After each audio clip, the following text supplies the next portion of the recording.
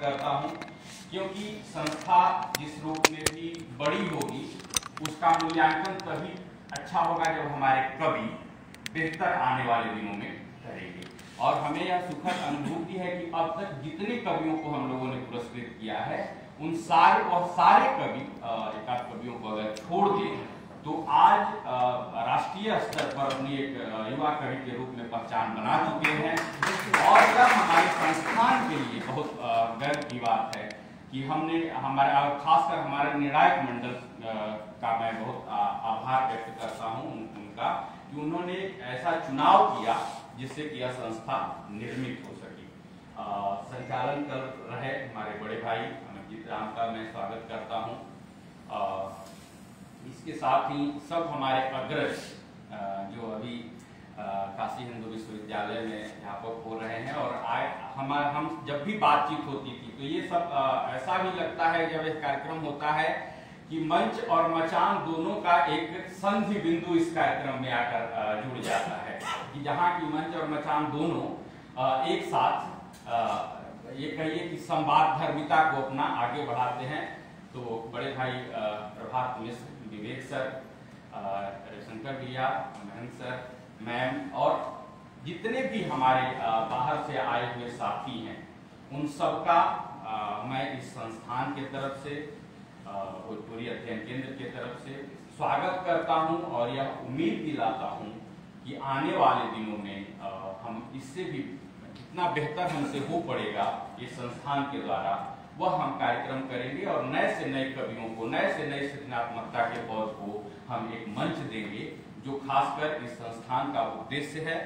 और दूसरा उद्देश्य यह है कि रविशंकर उपाध्याय जिस साहित्यिक माहौल को कैंपस के में स्थापित करना चाहते थे या देखना चाहते थे कि बच्चों के बीच कैसे कविता, कहानी, विचार या कोई भी नई से नई किताब आती है उस किताब पर चर्चा कैसे की जाए, यह जो आपाधापी रहती थी कि कौन पहले पढ़ ले, कौन बता ले किस पत्रिका में किसका, ये सारा संरचना बना रहे और हमारे जितने युवा साथी हैं जो इस संस्थान के से जुड़ने के लिए या संस्थान के कार्यक्रम में आते हैं वह हमारे सबसे बड़ी उम्मीद है इस संस्थान का भी और रविशंकर उपाध्याय के स्मृति का भी।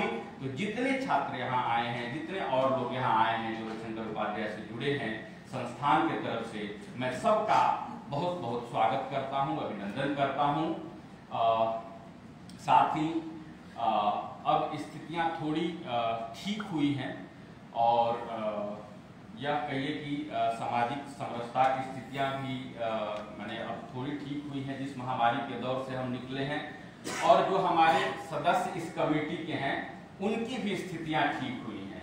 तो हमारी कमेटी ने सर्वसम्मति से यह निर्णय लिया है कि इस कार्यक्रम की जो पुरस्कार राशि है, पहले चूंकि हम लोग छात्र थे तो 5,000 रुपए अपने कवि को हम सम्मानित करते थे, अब उस पुरस्कार की राशि को बढ़ाकर 10,000 रुपए करने की 10,000 रुपए हम एक कवि को पुरस्कृत करते हैं तो देते हैं, इसलिए कि हमारे पास जैसे जैसे संसाधन बढ़ेंगे वैसे वैसे यह संस्थान राशि भी बढ़ाएगी, बड़े कार्यक्रम का भी आयोजन करेगी। और सबसे जो जरूरी है कि कार्यक्रम कराना ही मेरा उद्देश्य नहीं है, उस कार्यक्रम में नए से नए लोगों को जोड़ा जाए, उनको कैसे मंच दिया जाए, कैसे सृजनात्मकता की नई पौध तैयार की जाए, यही इस संस्थान का उद्देश्य भी है। इन्हीं सारे शब्दों के साथ मैं बहुत अधिक समय न लेते हुए अपनी बात को करता हूँ और मैं अपने अतिथियों का, आप सभी का एक बार पुनः स्वागत करता हूँ।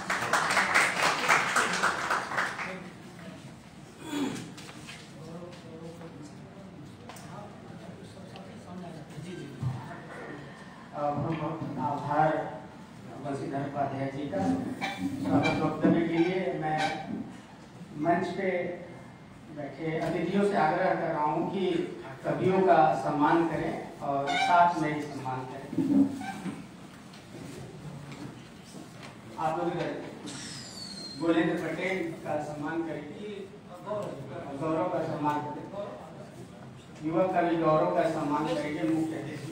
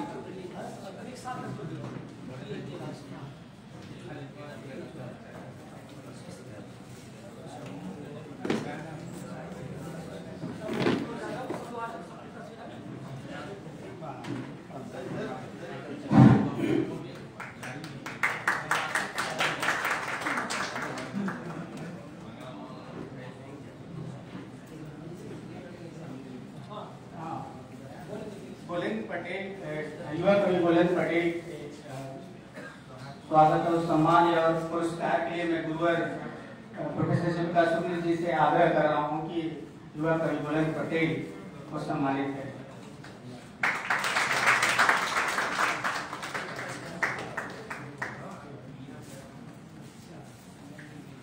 मित्रों, रामधारी सिंह दिनकर ने लिखा है कि दबी सी आग हूँ भीषण सुधा की, दलित का मौन हाहाकार हूँ मैं, सुनूं क्या सिंधु मैं गर्जन तुम्हारा, स्वयं धर्म का हुंकार हूँ मैं।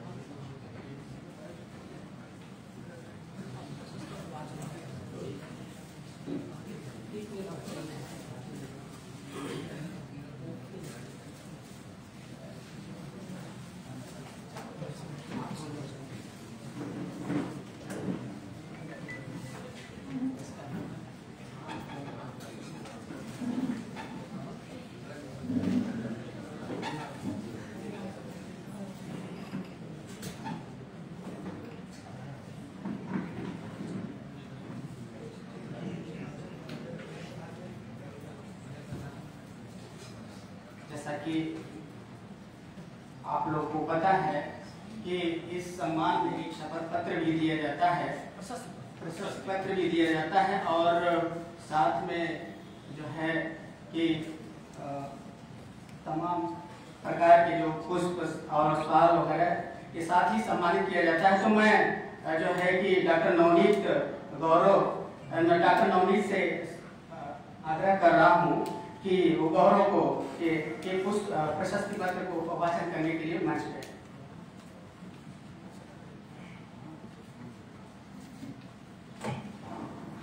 रविशंकर उपाध्याय स्मृति संस्थान की ओर से पुरस्कृत इन दोनों युवा कवियों को एक बार पुनः बहुत बहुत बधाई और शुभकामनाएं। रविशंकर उपाध्याय स्मृति संस्थान परिवार को निरंतर समृद्ध होते देखना एक सदस्य के रूप में बेहद ही अपार हर्ष और गर्व का विषय है। लेकिन इसके साथ एक और जरूरी बात है कि इस संस्थान से का जो भविष्य है वह इन पुरस्कृत कवियों के भविष्य से जुड़ा हुआ है। तो इस रूप में मैं इनको मंगल कामनाएं देता हूं उनके उज्जवल भविष्य के लिए कि निरंतर आगे बढ़ते रहें ताकि उन लोगों का संस्थान का भविष्य भी उज्जवल रहे। चूंकि मुझे बुलाया गया था प्रशस्ति पत्र पढ़ने के लिए, लेकिन कुछ बातें कहनी जरूरी थी और एक सदस्य के रूप में मैं जरूरी समझता था, इसलिए मैंने कहा। डॉक्टर रविशंकर उपाध्याय स्मृति संस्थान के तत्वावधान में युवा कवि रविशंकर उपाध्याय की स्मृति में प्रतिवर्ष दिया जाने वाला रविशंकर उपाध्याय स्मृति युवा कविता पुरस्कार इस वर्ष हिंदी के युवा कवि गौरव भारती को दिया जा रहा है। इन्हें यह पुरस्कार देते हुए संस्थान गौरव का अनुभव कर रहा है। 1 सितंबर 1993 को बेगूसराय बिहार में जन्मे गौरव भारती वर्तमान में जवाहरलाल नेहरू विश्वविद्यालय के भारतीय भाषा केंद्र से शोध कर रहे हैं। वे साहित्यिक रुचि रखने वाले सचेत रचनाकार हैं तथा वर्तमान युवा कविता के उभरते हुए एक संभावनाशील कवि हैं। इनकी प्रकाशित कविताओं के आधार पर निर्णायक मंडल के सम्मानित सदस्य प्रसिद्ध कवि मदन कश्यप ने इनके नाम की अनुशंसा करते हुए कहा है कि युवा कवि गौरव भारती उन थोड़े रचनाकारों में हैं जो मनुष्य के संघर्ष को समाज के संघर्ष से जोड़कर देखते हैं। उनके सामाजिक सरोकार के विस्तार में राजनीतिक अंतर्दृष्टि की भूमिका को स्पष्ट देखा जा सकता है। गौरव की कविता में जिस्म पर कीड़े की तरह रेंगते वक्त की अनुभूति है तो नानी के थपकियों की स्मृति भी। प्रेम की अभिव्यक्ति में भी उनकी किसान चेतना कविता के भीतर एक नया सौंदर्य रूप रचती है। संस्थान अपने प्रिय कवि की स्मृति में निर्णायक मंडल द्वारा सर्वसम्मति से लिए गए निर्णय के आधार पर इनको यह पुरस्कार समर्पित करते हुए गौरवान्वित है। हम इनके उज्जवल भविष्य की कामना करते हैं और उम्मीद करते हैं कि आने वाले दिनों में इनके द्वारा हिंदी कविता को एक नई पहचान मिलेगी।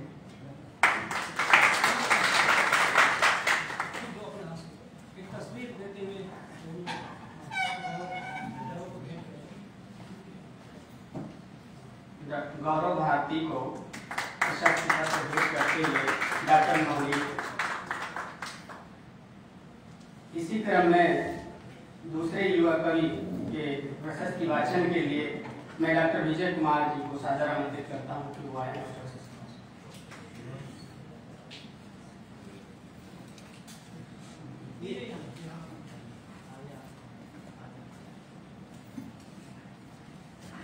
नमस्कार।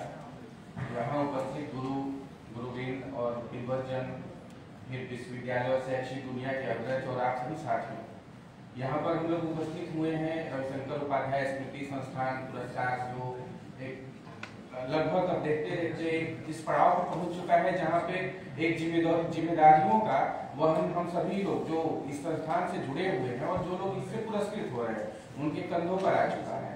तो यहाँ से पुरस्कार के साथ एक जिम्मेदारी है कि आगे हम कितनी छलांग लगा सकते हैं या किस तरह जाएंगे। तो यह एक बहुत ही संधि और संक्रमण का काल है जहाँ पे हम सभी लोग उपस्थित हैं। तो ऐसे दौर में कोरोना महामारी की वजह से हम लोग यह कार्यक्रम नहीं कर पाए।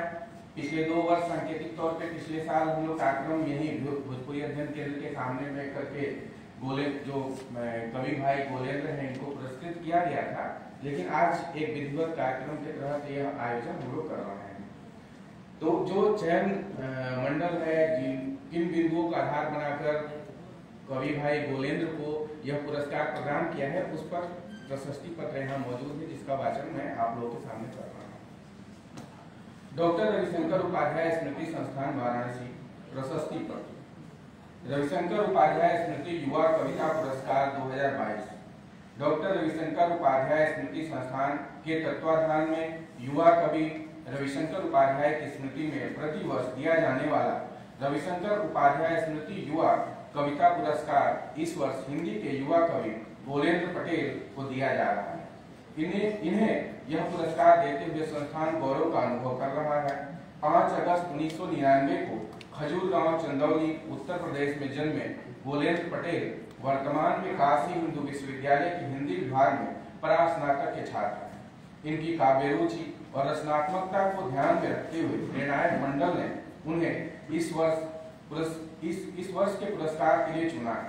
इनकी प्रकाशित कविताओं के आधार पर निर्णायक मंडल के एक सम्मानित सदस्य महत्वपूर्ण कवि श्री प्रकाश शुक्ल ने इनके नाम की अनुशंसा करते हुए कहा है कि गोलेंद्र पटेल युवतर पीढ़ी के कवियों में एक समर्थ एवं ऊर्जावान कवि के रूप में अपनी कविताओं से चकित करते हैं, जिनके यहाँ एक असहाय आदमी का दुख तो है, लेकिन इस दुख पर विजय पाने की आकांक्षा भी है। उनकी कविताओं की भावभूमि व भाषा हिंदी कविता में धूमिल की याद दिलाती है। कह सकते हैं कि निराशा में निराकरण के कवि के रूप में लक्षित किए जाने योग्य गोलेंद्र हिंदी कविता के शानदार भविष्य हैं, जिनके यहाँ संवेदना का विस्तार है और अभिव्यक्ति का संघर्ष चकित करता है। संस्थान अपने प्रिय कवि के स्मृति में निर्णायक मंडल द्वारा सर्वसम्मति से लिए गए निर्णय के आधार पर इनको यह पुरस्कार समर्पित करते हुए गौरवान्वित है। हम इनके उज्जवल भविष्य की कामना करते हैं और उम्मीद करते हैं कि आने वाले दिनों में इनके द्वारा हिंदी कविता को एक नई पहचान मिलेगी। धन्यवाद।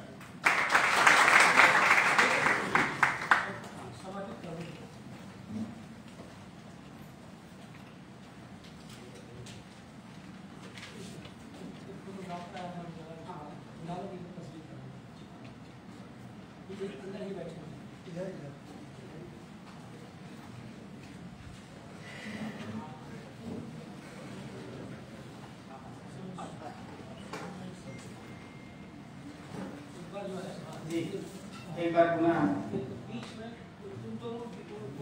आप सभी से अनुरोध है कि मीडिया के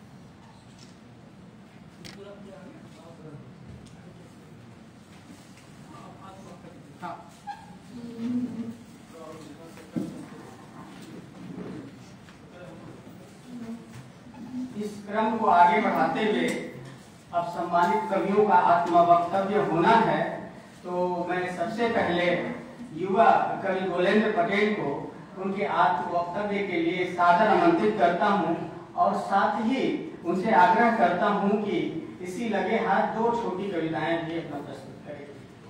गोलेंद्र पटेल।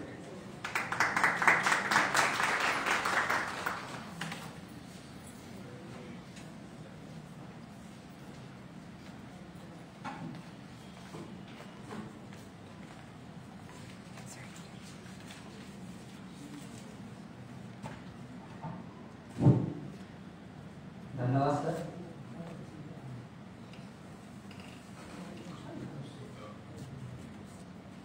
सम्मानित मंच, प्रिय मार्गदर्शकों व साहित्यिक साथियों, आप सभी को मेरा आत्मिक अभिवादन, अभिनंदन व वंदन।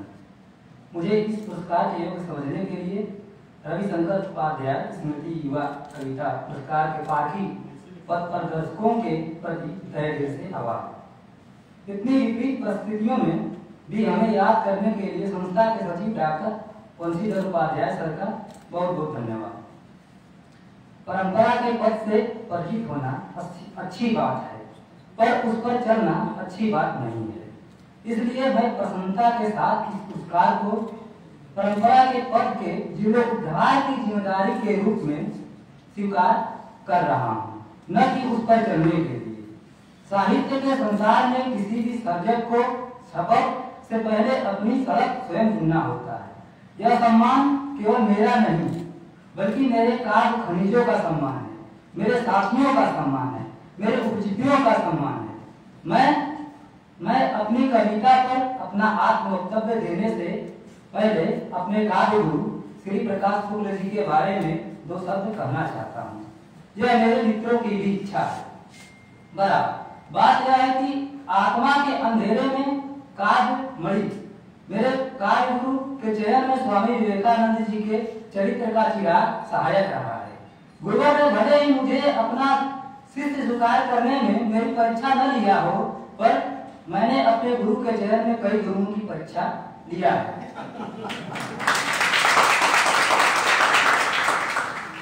साथियों, यह ऐसा समय है कि हर चौराहे पर आपको परंपरा के प्रदर्शक मिल जाएंगे, जिन्हें खुद कविता की समझ नहीं है। वे अपने को इस तरह प्रस्तुत करेंगे जैसे वे आज के रामानंद हैं और आप उनके रैदास व कवि।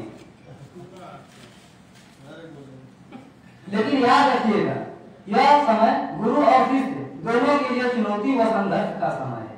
दोनों को अच्छा चाहिए। गुरु को अच्छा शिष्य चाहिए और शिष्य को अच्छा गुरु चाहिए। मैं इस मामले में अपने को सौभाग्यशाली मानता हूँ कि जैसा गुरु मैं चाहता था वैसे ही मैं श्री प्रकाश शुक्ल और यहाँ उपस्थित मेरे प्रिय मार्गदर्शक अंतर्राष्ट्रीय काशी घाट विश्वविद्यालय के कुलपति प्रोफेसर विजयनाथ मिश्रा जी के व्यक्तित्व से आपको परिचित हैं। मुझसे लोग अक्सर पूछते हैं कि तुम श्री प्रकाश शुक्ल जी पर इतनी कविताएं क्यों लिखते हो, तो मैं उत्तर में कहता हूँ कि इसका उत्तर आज के समय में नहीं है। इसके लिए आपको मध्यकाल के संत कवियों के पास जाना पड़ेगा, वही इसका उत्तर देंगे आपको। मुझसे जब प्रिय प्रदर्शक प्रोफेसर कमलेश वर्मा सर ने सप्तराशि पत्रिका के लिए पहली बार आत्मकथ्य मांगा तो मैं थोड़ा घबरा गया, लेकिन डॉक्टर कमलेश वर्मा सर ने साहस दिया तो मैंने डायरेक्ट उनके ईमेल पर जाकर अपने मन में जो भी अपने बारे में आया अपनी कविता के बारे में लिख डाला, जो सप्तराशि में है। ऐसे ही कुछ घटनाएं प्रिय मार्गदर्शक सुभाष राय सर के साथ भी होती है। वे भी कहते हैं कि अपना आत्मकथ्य दो, तो डायरेक्ट लिखता हूँ, मतलब डायरेक्ट ईमेल पर।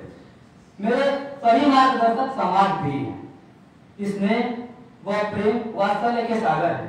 मुझे शैशवावस्था में पिता का प्यार व स्नेह नहीं मिला, लेकिन मेरे मार्गदर्शकों ने मुझे उसकी कभी कभी महसूस होने नहीं दिया। रही बात कविता की, तो कविता आत्मा की औषधि है। कविता आत्मा की औषधि है, अर्थात संवेदना की संजीवनी है कविता। उसमें अपने भूगोल, अपनी जमीन की मिठास और महक होती है। कविता में गांव से लेकर शहर तक की एक यात्रा है। उसमें लोग जीवन से विलुप्त हो रहे शब्दों को बचाने की उदात्त उम्मीद है। और एक बार पिछले साल के आत्मवक्तव्य से उद्धृत करूं तो चेतना का चित्र संकेत धर्मिता के साथे में प्रस्तुत करने वाली शक्ति है कविता। कविता मानवीय प्रकृति की प्रक्रिया का प्रदीप है जिससे जिंदगी ज्योतिर्मय होती है। बहुत बहुत धन्यवाद।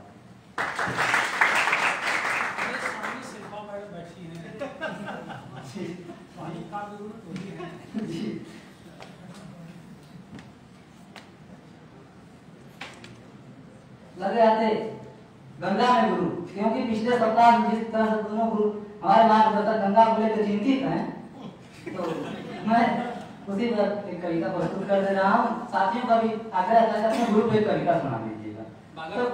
जी जी, वागरात में भी है, सताती में भी है। शीर्षक है गंगा में गुरु।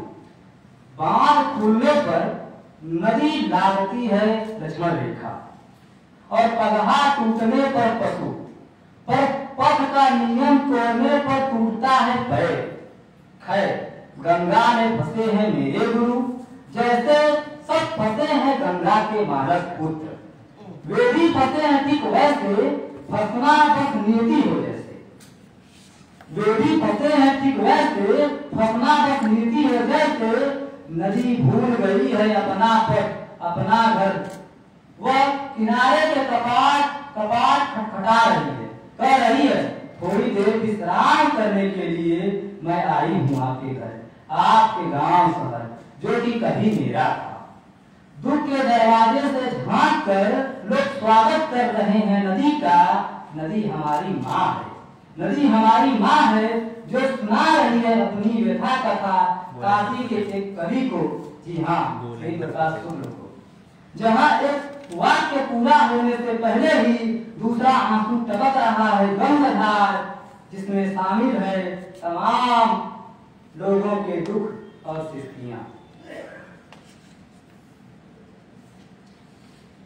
अगले कविता का शीर्षक है बारिश के मौसम में ओस नहीं आंसू गिरते हैं। बारिश के मौसम में ओस नहीं आंसू गिरते हैं। एक किसान मुसलधार बारिश में बाएं हाथ में छाता थामे दाएं में लाठी मौन जा रहा था मेड़ पर। मेड़ विस्मय थी, लड़खड़ाते समझते अंततः गिरते ही देखा एक शब्द घाट पर पड़ा है। उसने उठाया और पीछे खड़े कवि को दे दिया। उसने उठाया और पीछे खड़े कवि को दे दिया। कवि ने शब्द लेकर कविता दी। उसने उस कविता को एक आलोचक को थमा दिया। आलोचक ने उसे कहानी कहकर पुनः एक किसान के पास पहुंचा दिया। आलोचक ने उसे कहानी कहकर पुनः एक किसान के पास पहुंचा दिया। उसने उस कहानी को एक आचार्य को दिया। आचार्य ने निबंध कहकर वापस लौटा दिया। अंत में उसने उस निबंध को एक नेता को दिया। अंत में उसने उस निबंध को एक नेता को दिया। नेता ने भाषा समझकर जनता के बीच दिया। जनता रो रही है, किसान समझ गया ये आकाश से गिर रहे पूर्वजों के आंसू हैं जो कभी किसी मेड़ पर भूख से तड़प कर मरे हैं। बारिश के मौसम में ओस नहीं आंसू गिरते हैं। बहुत बहुत धन्यवाद।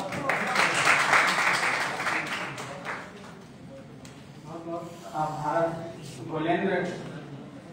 इसी क्रम में मैं दूसरे युवा कवि गौरव भारती को उनके आत्मवक्तव्य के लिए सादर आमंत्रित करता हूं और दो पंक्तियां अदम गौरवी का प्रस्तुत करता हूं कि आज़ादी का वो जश्न मनाए तो किस तरह, आज़ादी का वो जश्न मनाए तो किस तरह, जो आ गए फुटपाथ पर घर की तलाश में, जनता के पास एक ही चारा है बगावत, यह बात कह रहा हूँ होशो हवा से।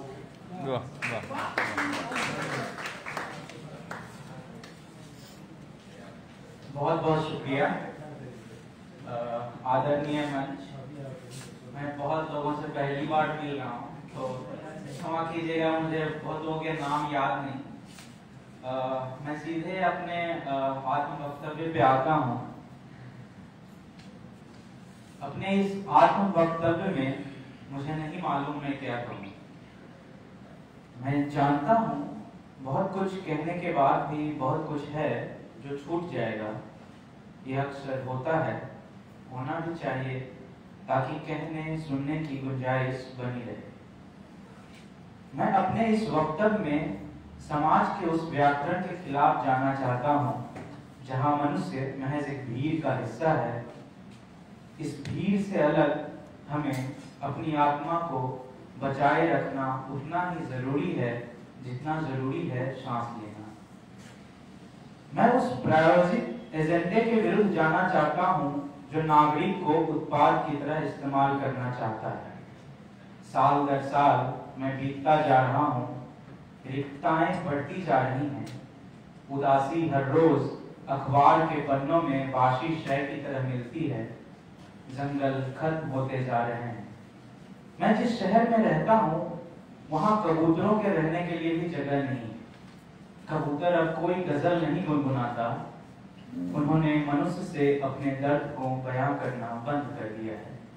इस बात का मुझे खेद है। हमें उन संभावनाओं की ओर आंख उठाकर देखना चाहिए जहां से एक बेहतर कल का निर्माण हो सके। लिखना मेरे लिए एक थेरेपी की तरह है। मैं लिखता हूँ क्योंकि मन का भार हल्का हो जाता है। इसे मैं एक यात्रा की तरह देखता हूँ जिसमें एक यात्री अपनी अनुभूतियों और सहानुभूतियों को साथ लेकर चलता है और खुद को भाषा में अभिव्यक्त करता है। साहित्य या कला एक जिम्मेदारी का काम है। इस जिम्मेदारी को समझना और अपने समाज से जो आप लेते हैं उसे बेहतर तरीके से उस समाज को लौटाना एक महत्वपूर्ण काम है। कला हमें संस्कारित करती है, परिमार्जित करती है और एक नजरिया देती है।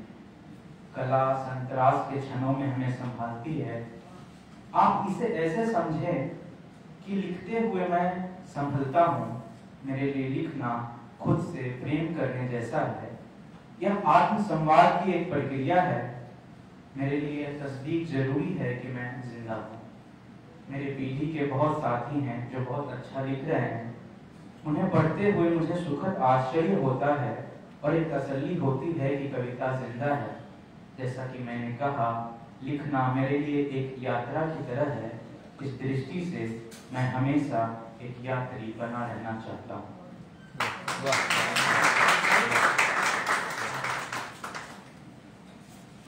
अब मैं कुछ कविताएं पढ़ता हूँ।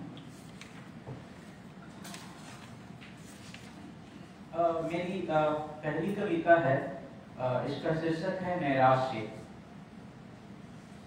जो मुझे भूल गए मैंने उन्हें भी याद रखा। जो मुझे भूल गए मैंने उन्हें भी याद रखा। जिन्होंने मुझे याद किया उनके लिए दुआएं मांगी। मैंने खूब किया इंतजार शजर की तरह, फिर एक दिन चिड़िया बन उड़ गया। मैं कभी गरजा बादलों की तरह तो कभी बारिश सा बरस पड़ा। कभी थिरका तो खूब थिरका लोक गीतों की धुन पर। कभी रोया तो खूब रोया बंद कमरे की बत्ती बुझाकर। मैं बार बार लौटता रहा अपने गांव। बदलती हवा को सूंघता रहा हर बार। मैं तलाशता रहा पगडंडियां, मुझे सड़कें मिली। मैं ढूंढता रहा घर, मुझे दीवारें मिली। मैं चल पड़ा दक्षिण की दिशा में संभावनाएं तलाशते हुए। जहाँ एक नदी थी वहाँ अब रेत है, जहाँ उम्मीद थी वहाँ आपदा है। मैं किस मुंह से देखूं अपना चेहरा आईने में कि मैं जो हूँ वह मैं नहीं हूँ, कि मैं जो था वह नहीं रहा शेष। मेरा वजूद पड़ा है शमशान में टूटे बिखरे घरे सा। मुझे देखना हो तो कोई गुजरा हुआ गांव देखो। मैं बस भी गया तो कैसे होगा बसर। शिकस्ता कश्ती को अब किस बात का डर। डूबना तय है डूबना, कैसे होगा बसर। दीवारें मुझे बांट देना चाहती हैं, आकाश मुझे निगल जाना चाहता है। हवा दबा देना चाहती है मुझे, आग जला देना चाहती है मुझे। चीखें भर गई हैं मेरे भीतर इस कदर कि मैं खुद को छूता हूँ तो मेरे कान बजने लगते हैं। ओ मेरी पृथ्वी, मुझे अपनी गोद में लो। मैं सोना चाहता हूँ थोड़ी देर, कि जहाँ इंतजार है वहाँ सन्नाटा है अब। कि जहाँ आकाश है वहाँ अंधेरा है अब। कि जहाँ मैं हूँ वहाँ कुछ भी नहीं है। अगली कविता, इसका शीर्षक है तुम्हारे साथ थोड़ा मनुष्य हुआ मैं। तुम्हारे साथ तुम्हारा शहर अपना सा लगा, तुम्हारे साथ तुम्हारा शहर अपना सा लगा।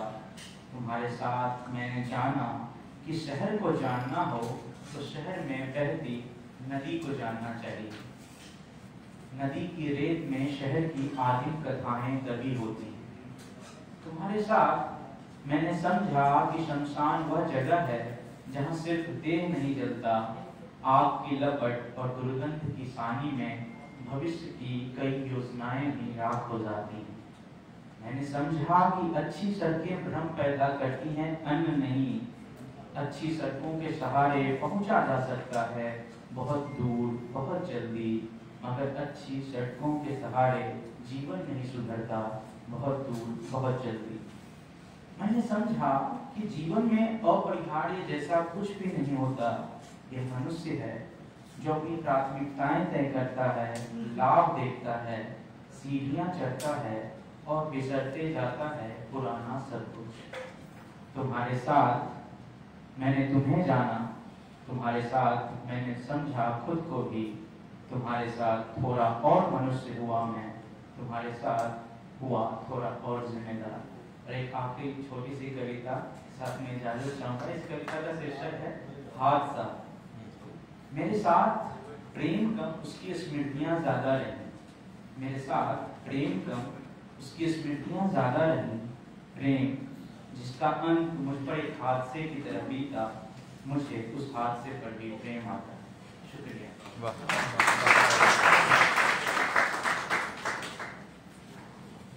बहुत आभार गौरव भारती जी, आपके महत्वपूर्ण आत्मवक्तव्य और सुंदर कविताओं के लिए।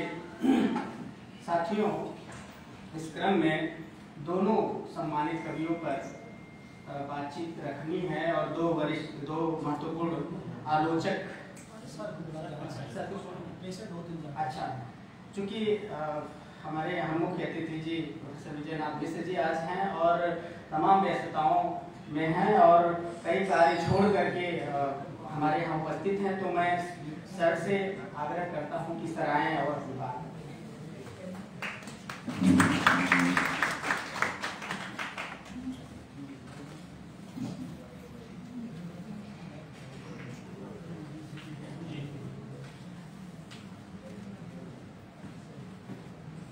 परमादरणीय प्रोफेसर श्री शुक्ल सर, सम्मानित मंच, सम्मानित फैकल्टी मेंबर्स, छात्र छात्राएं और सबसे महत्वपूर्ण फाउंडेशन के संयोजक डॉक्टर उपाध्याय, एक ऐसी अनुभूति मुझे आज हुई जहाँ अपने पूर्व छात्र के स्मृति में इतना बृहद आयोजन और उसमें भी एक ऐसे सम्मान जिसमें जो नए सृजन करते हुए नए युवा कवि को सम्मानित करके जीवन के इस शुरुआती दौर में उस सम्मान का जो महत्व है वो एक पूरे लाइफ में नई ऊर्जा भर देता है।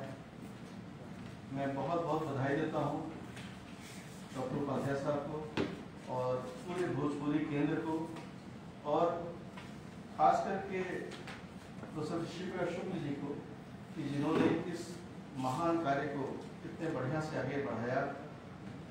मैं आज ही जाना कि पूरे देश से लोग आए हुए हैं, शिलोंग से, दिल्ली से और तमाम जगह जगह से सारे रविशंकर जी के साथी मित्र।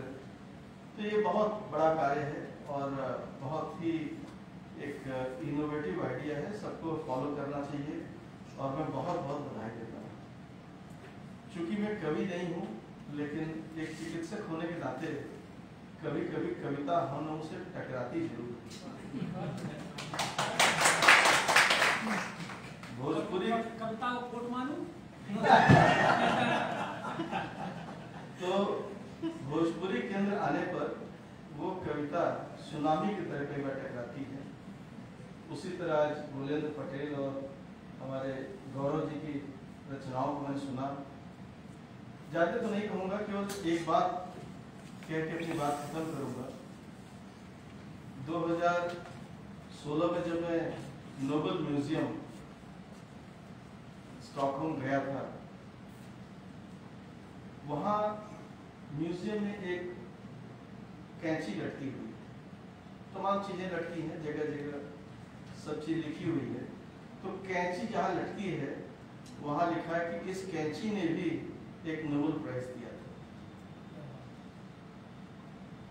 तो किसी चीज को छोटा मत मानिएगा। वो कैंची एक गृहिणी की कैंची थी, जो घर में खाली रहते हुए उन्होंने शब्दों को काटना शुरू किया, और शब्दों को काटते काटते उन्होंने अपने आप को एक राइटर बना दिया। और 2009 का जब नोबेल प्राइज हर्टा मुलर को दिया गया, तो उनकी राइटिंग्स में वो संवेदना थी जो रोमानियन वॉर में, सेकेंड वर्ल्ड वॉर के जो रोमानिया के वॉर हुआ, उसमें जो क्रूएल्टी, जो हिंसा और जो कष्ट रहा, हर्टा मुलर ने अपने पेन से उनको लिख के दुनिया को दिखाया कि तुम शासक जरूर होगे, लेकिन जब मैं लिखूंगी तो तुम्हारा शासन धाराशाही हो जाएगा। इस भोजपुरी केंद्र के इस सभागार में मैं यही आप लोगों से कहना चाहता हूँ कि ठीक है, कविता और कविता तो चलेगी, लेकिन आपकी भूमिका बहुत ज्यादा है, बहुत बड़ी भूमिका है। जो शब्द हम न कह पाए वो आप कहते हैं। और हमारा दिमाग भी दो तरह का दिमाग हमारे ब्रेन में है। एक है जो शब्दों को बोलता है, एक है जो गा के बोलता है। तो जो गाने वाला ब्रेन है वो लकवा में प्रभावित नहीं होता। आप लकवा के मरीज जो बोल ना पावे तो उसको हम गाना गवाते हैं, कीर्तन गाओ, गाना गाओ, तो तुरंत गाने लगेगा, क्योंकि उसका ब्रेन अलग होता है। तो ये जो ब्रेन की संरचना है, इसको जिसने डेवलप कर लिया, देखिए गृहिणी को भी नोबेल प्राइज मिला। तो मैं यही आप लोगों से कहूँगा कि ऐसा गुरु, ऐसे सम्मानित मंच और इधर बैठे हुए तमाम फैकल्टी मेंबर्स, इनके रहने के बावजूद भी अगर आप न लिख पाए तो हंसी मजाक के कवि तो हो सकते हैं, लेकिन वो जो कवि मैं कह रहा हूँ वो हंसी मजाक से भी आगे की कविता है, और उसको जरूर कभी न कभी लिखिएगा। यही शायद इन दोनों कवियों में थोड़ा ये दिखा। और मैं तो भूलेंद्र को यही सुना था पहली बार जब हम उन्होंने कहा कि नहीं सर, इनको कुछ अलग से भी पुरस्कार दिया जाना चाहिए। पुरस्कार आप ही दिया था। हमने कहा मतलब आपसे मैंने कहा। और आज गौरव को भी जब मैंने सुना तो गौरव की कविताओं में बहुत दर्द है और बहुत गहराई है। मैं दोनों को बहुत बहुत बधाई देता हूँ। जहाँ तक 80 की बात है, हम 80 के रहे वाला है, वो 80 के रहे वाला हुआ, क्योंकि लोग कहना डी बाबा, इन लोग क्यों कहे चाहते हैं कि 80 का आदमी है 1000 डी लेके चलेगा, एक डी नहीं रहेगा। 80 की आंख में 1000 डी बसेगा।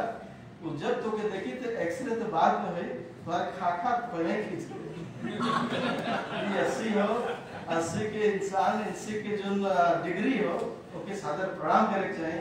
एक भी 80 का आदमी जहाँ बैठल हो, एक मतलब वहाँ समाजवाद और वहाँ पूरा फ्रीडम है बोले का, कोई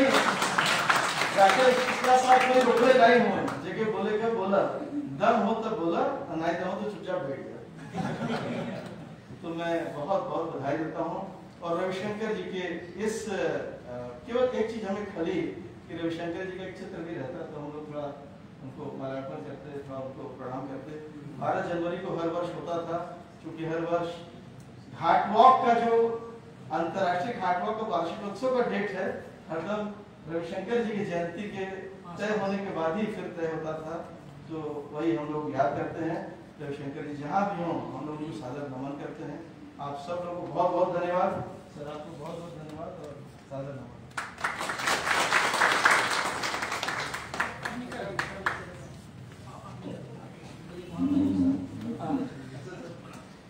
आभार सर आपके इस महत्वपूर्ण उद्बोधन के लिए, और आपने अपना महत्वपूर्ण समय निकाला हम सबके लिए। अब जो है कि दोनों कवियों पर वक्तव्य होना है, उनकी कविताओं पर, उनकी रचनाओं पर। मैं सबसे पहले प्रखर युवा आलोचक विंध्याचल यादव जी को गौरव भारती की रचनाओं पर बातचीत करने के लिए सादर आमंत्रित करता हूं। माहौल थोड़ा गंभीर हो गया है और बहुत शांति है, तो मैं दो पंक्तियां बीच में एक दो पंक्तियां सुनाता रहूंगा कि परिंदों को मंजिल मिलेगी हमेशा, ये फैले हुए उनके पंख बोलते हैं। परिंदों को मंजिल मिलेगी हमेशा, ये फैले हुए उनके पंख बोलते हैं। वही लोग रहते हैं खामोश अक्सर, जमाने में जिनके हुनर बोलते हैं।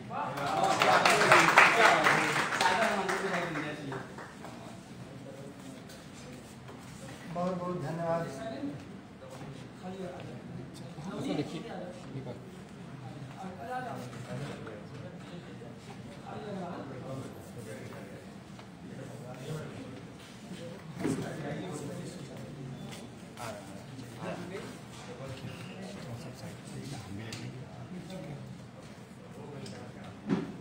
नहीं आएगा नहीं आ रहा।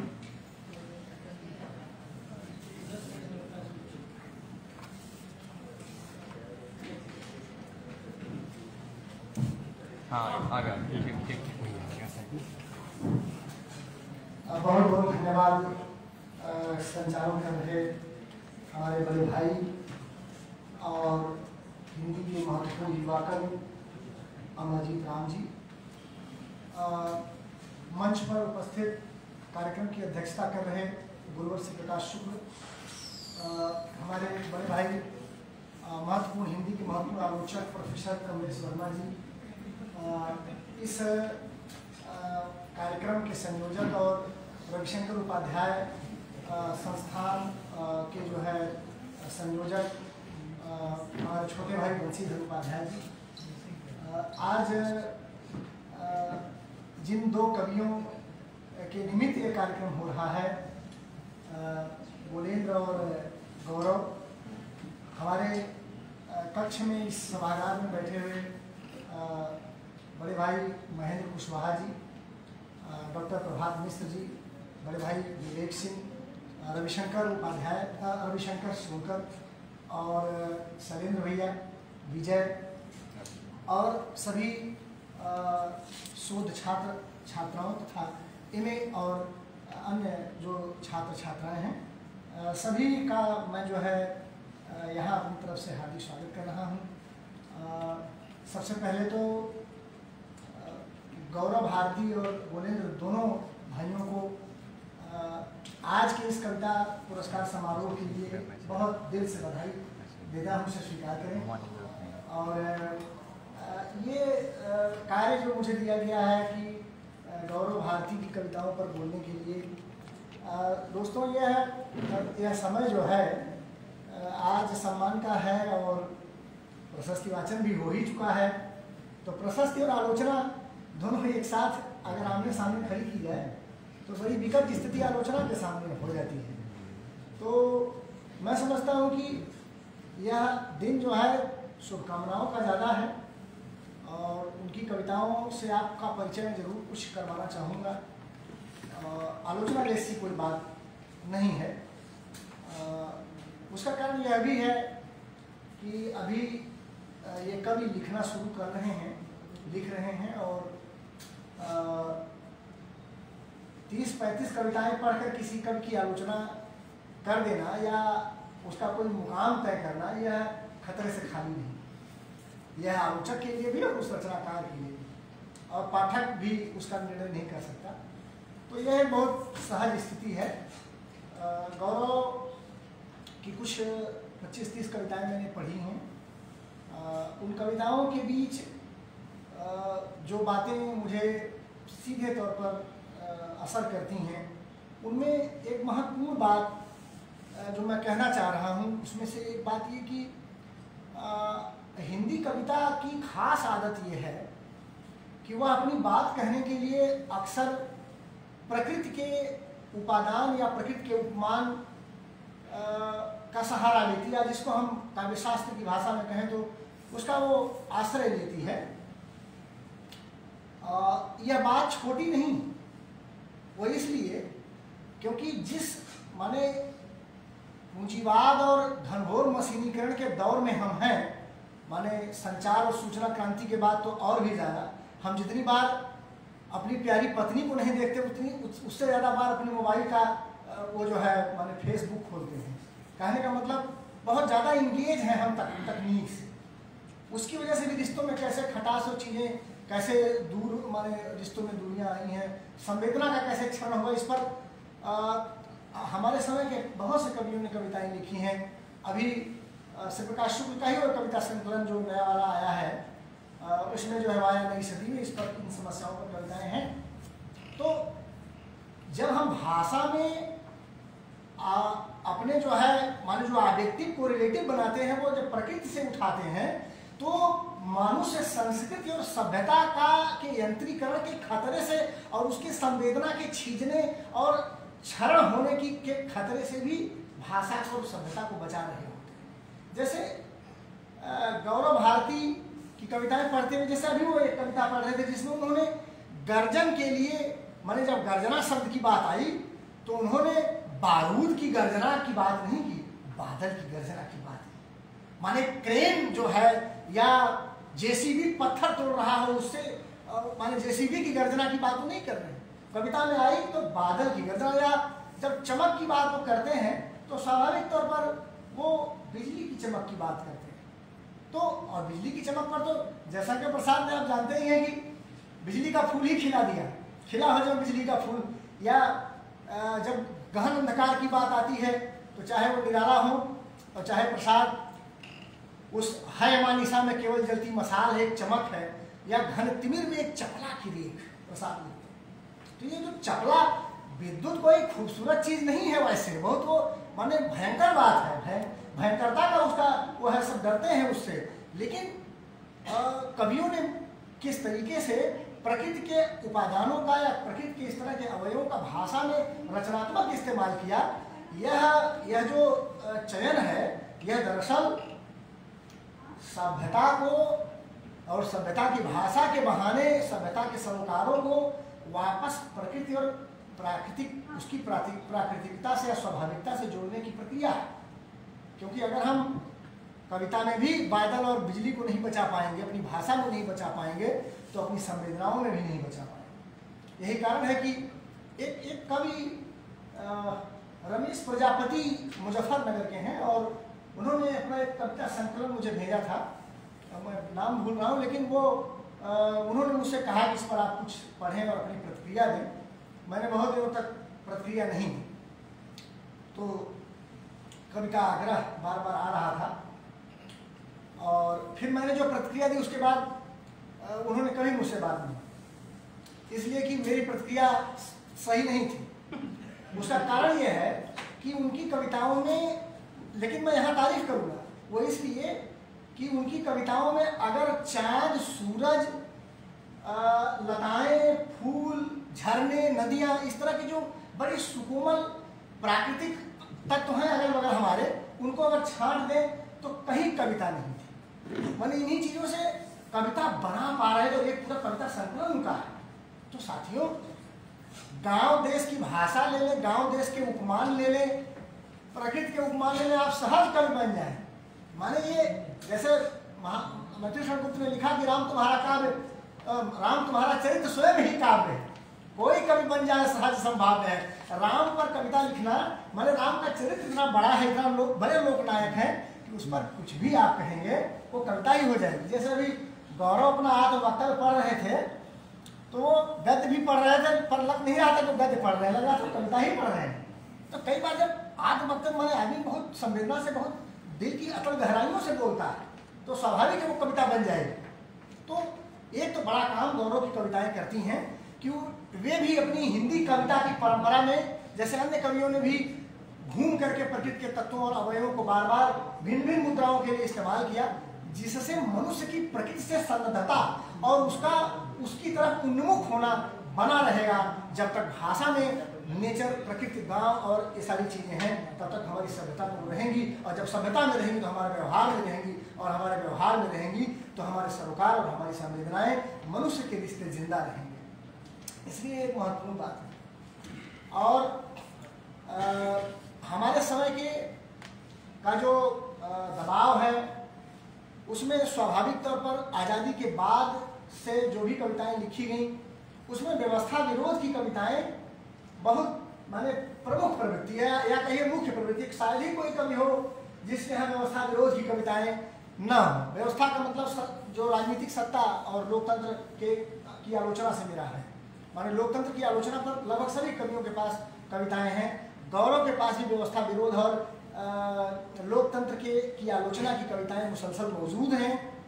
बस विलक्षणता ये है कि गौरव ने जितना आड़े हाथों सत्ता को लिया है, माने सरकारों को लिया है, लोकतंत्र में जो भी सत्ता में बैठे हुए लोग रहे हैं आज़ादी के बाद से, उतना ही आड़े हाथों उन्होंने जनता को भी। यह माने अलग बात है थोड़ी। उनकी कई कविताएं ऐसी हैं, जैसे वे चाहते हैं या भोंपू जैसी कविता है, जिसमें गौरव बार बार जो है जनता को भेड़ बकरियों की तरह कहते हैं। माने जनता को भेड़ बकरी से तुलना किया है। आप जानते हैं कि मुहावरा किस तरह का मुहावरा, भेड़ बकरी का मतलब आपके पास कोई दृष्टि नहीं, कोई दिशा नहीं, जिधर हाँका जा रहा गडरिया द्वारा उधर हकाए जा रहे हैं, ठीक है। तो ये भेड़ बकरियों की तरह। एक उनकी कविता वे चाहते हैं, जिसमें वे चाहते हैं हम भेड़ हो जाए, जिसे वे जब चाहें हाँक दें। वे चाहते हैं हम कुत्ते हो जाए, जीभ निकाले हुए पूंछ हिलाते रहें बस। वे चाहते हैं हम दुधारू गाय हो जाए, बिना लताड़ खाए जिसे दुहा जा सके साल दर साल। वे चाहते हैं हम मंदिर हो जाए, जिसे वह मदारी खूब नचाए। यानी ये जो गौरव की कविताओं में जनता को भी सवाल के घेरे में लिया गया है, यह इस नए कवि की अपनी जो है व्यवस्था विरोध की खास भंगिमा है।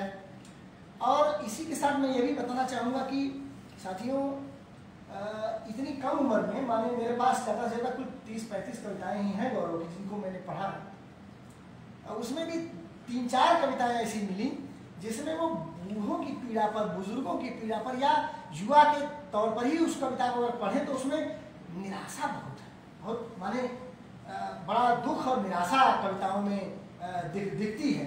यह पहले तो चकित करता है कि भाई इतना यंग लड़का जो अभी पीएचडी पूरी भी नहीं कर पाया है, तो उसकी कविताओं में इतनी निराशा क्यों।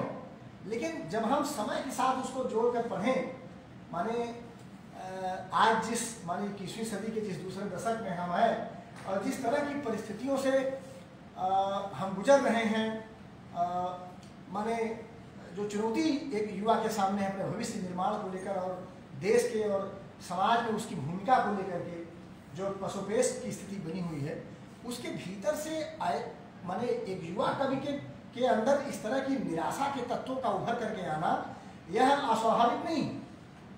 यानी समय का जो दंश है वह गौरव की कविताओं में युवा को भी जो है काटता है, यानी कि उसे वो पीड़ित करता है। और तीसरी चीज कि गौरव, जैसा कि आपने परिचय में सुना भी कि बेगूसराय से दिल्ली है गए हुए हैं, तो ये जो विस्थापन की पीड़ा है वह भी गौरव की कविताओं में है। माने एक जगह से दूसरे जगह जाने पर जो व्यक्ति जो है महसूस करता है, ऐसी इस संवेदना पर केदार जी के यहाँ बहुत, केदारनाथ सिंह के यहाँ बहुत सी कविताएं हैं। उस परंपरा में अगर हम देखेंगे तो गौरव के यहाँ भी इस तरह की कविताएं मौजूद हैं, जिसमें गांव और शहर के परस्पर जो है क्या नाम है अंतर संघर्ष हैं, और भाग भाग के मन उलट उलट के वो गांव की तरफ जाता है। एक शहर में रहने वाले व्यक्ति का मन जो है गांव से जहाँ उसकी जो है जड़ें नहीं हैं। इसके लिए राजेश जोशी का एक लेख है ज्ञानेन्द्रपति पर, वो जो राजेश जोशी की किताब है, हाँ उसी में कि हाँ एक कविता नोटबुक में उसी में जो है वो लाइन आती है कि ज्ञानेन्द्रपति दूसरी नागरिकता की कवि। ये माने एक तरह से टर्मोलॉजी है। दूसरी नागरिकता का मतलब ये है कि हालांकि इससे गांधीपति ने बहुत इनकार किया, मैंने उस पर बोला भी है।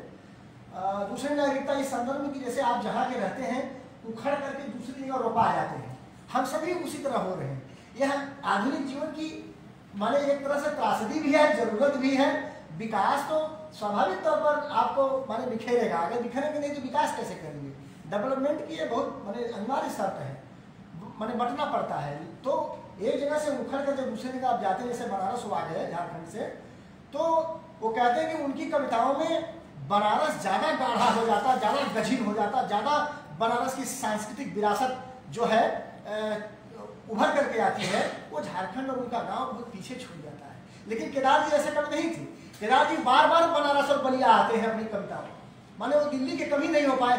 उदार जैसी कविता केदार जी ने लिखी है।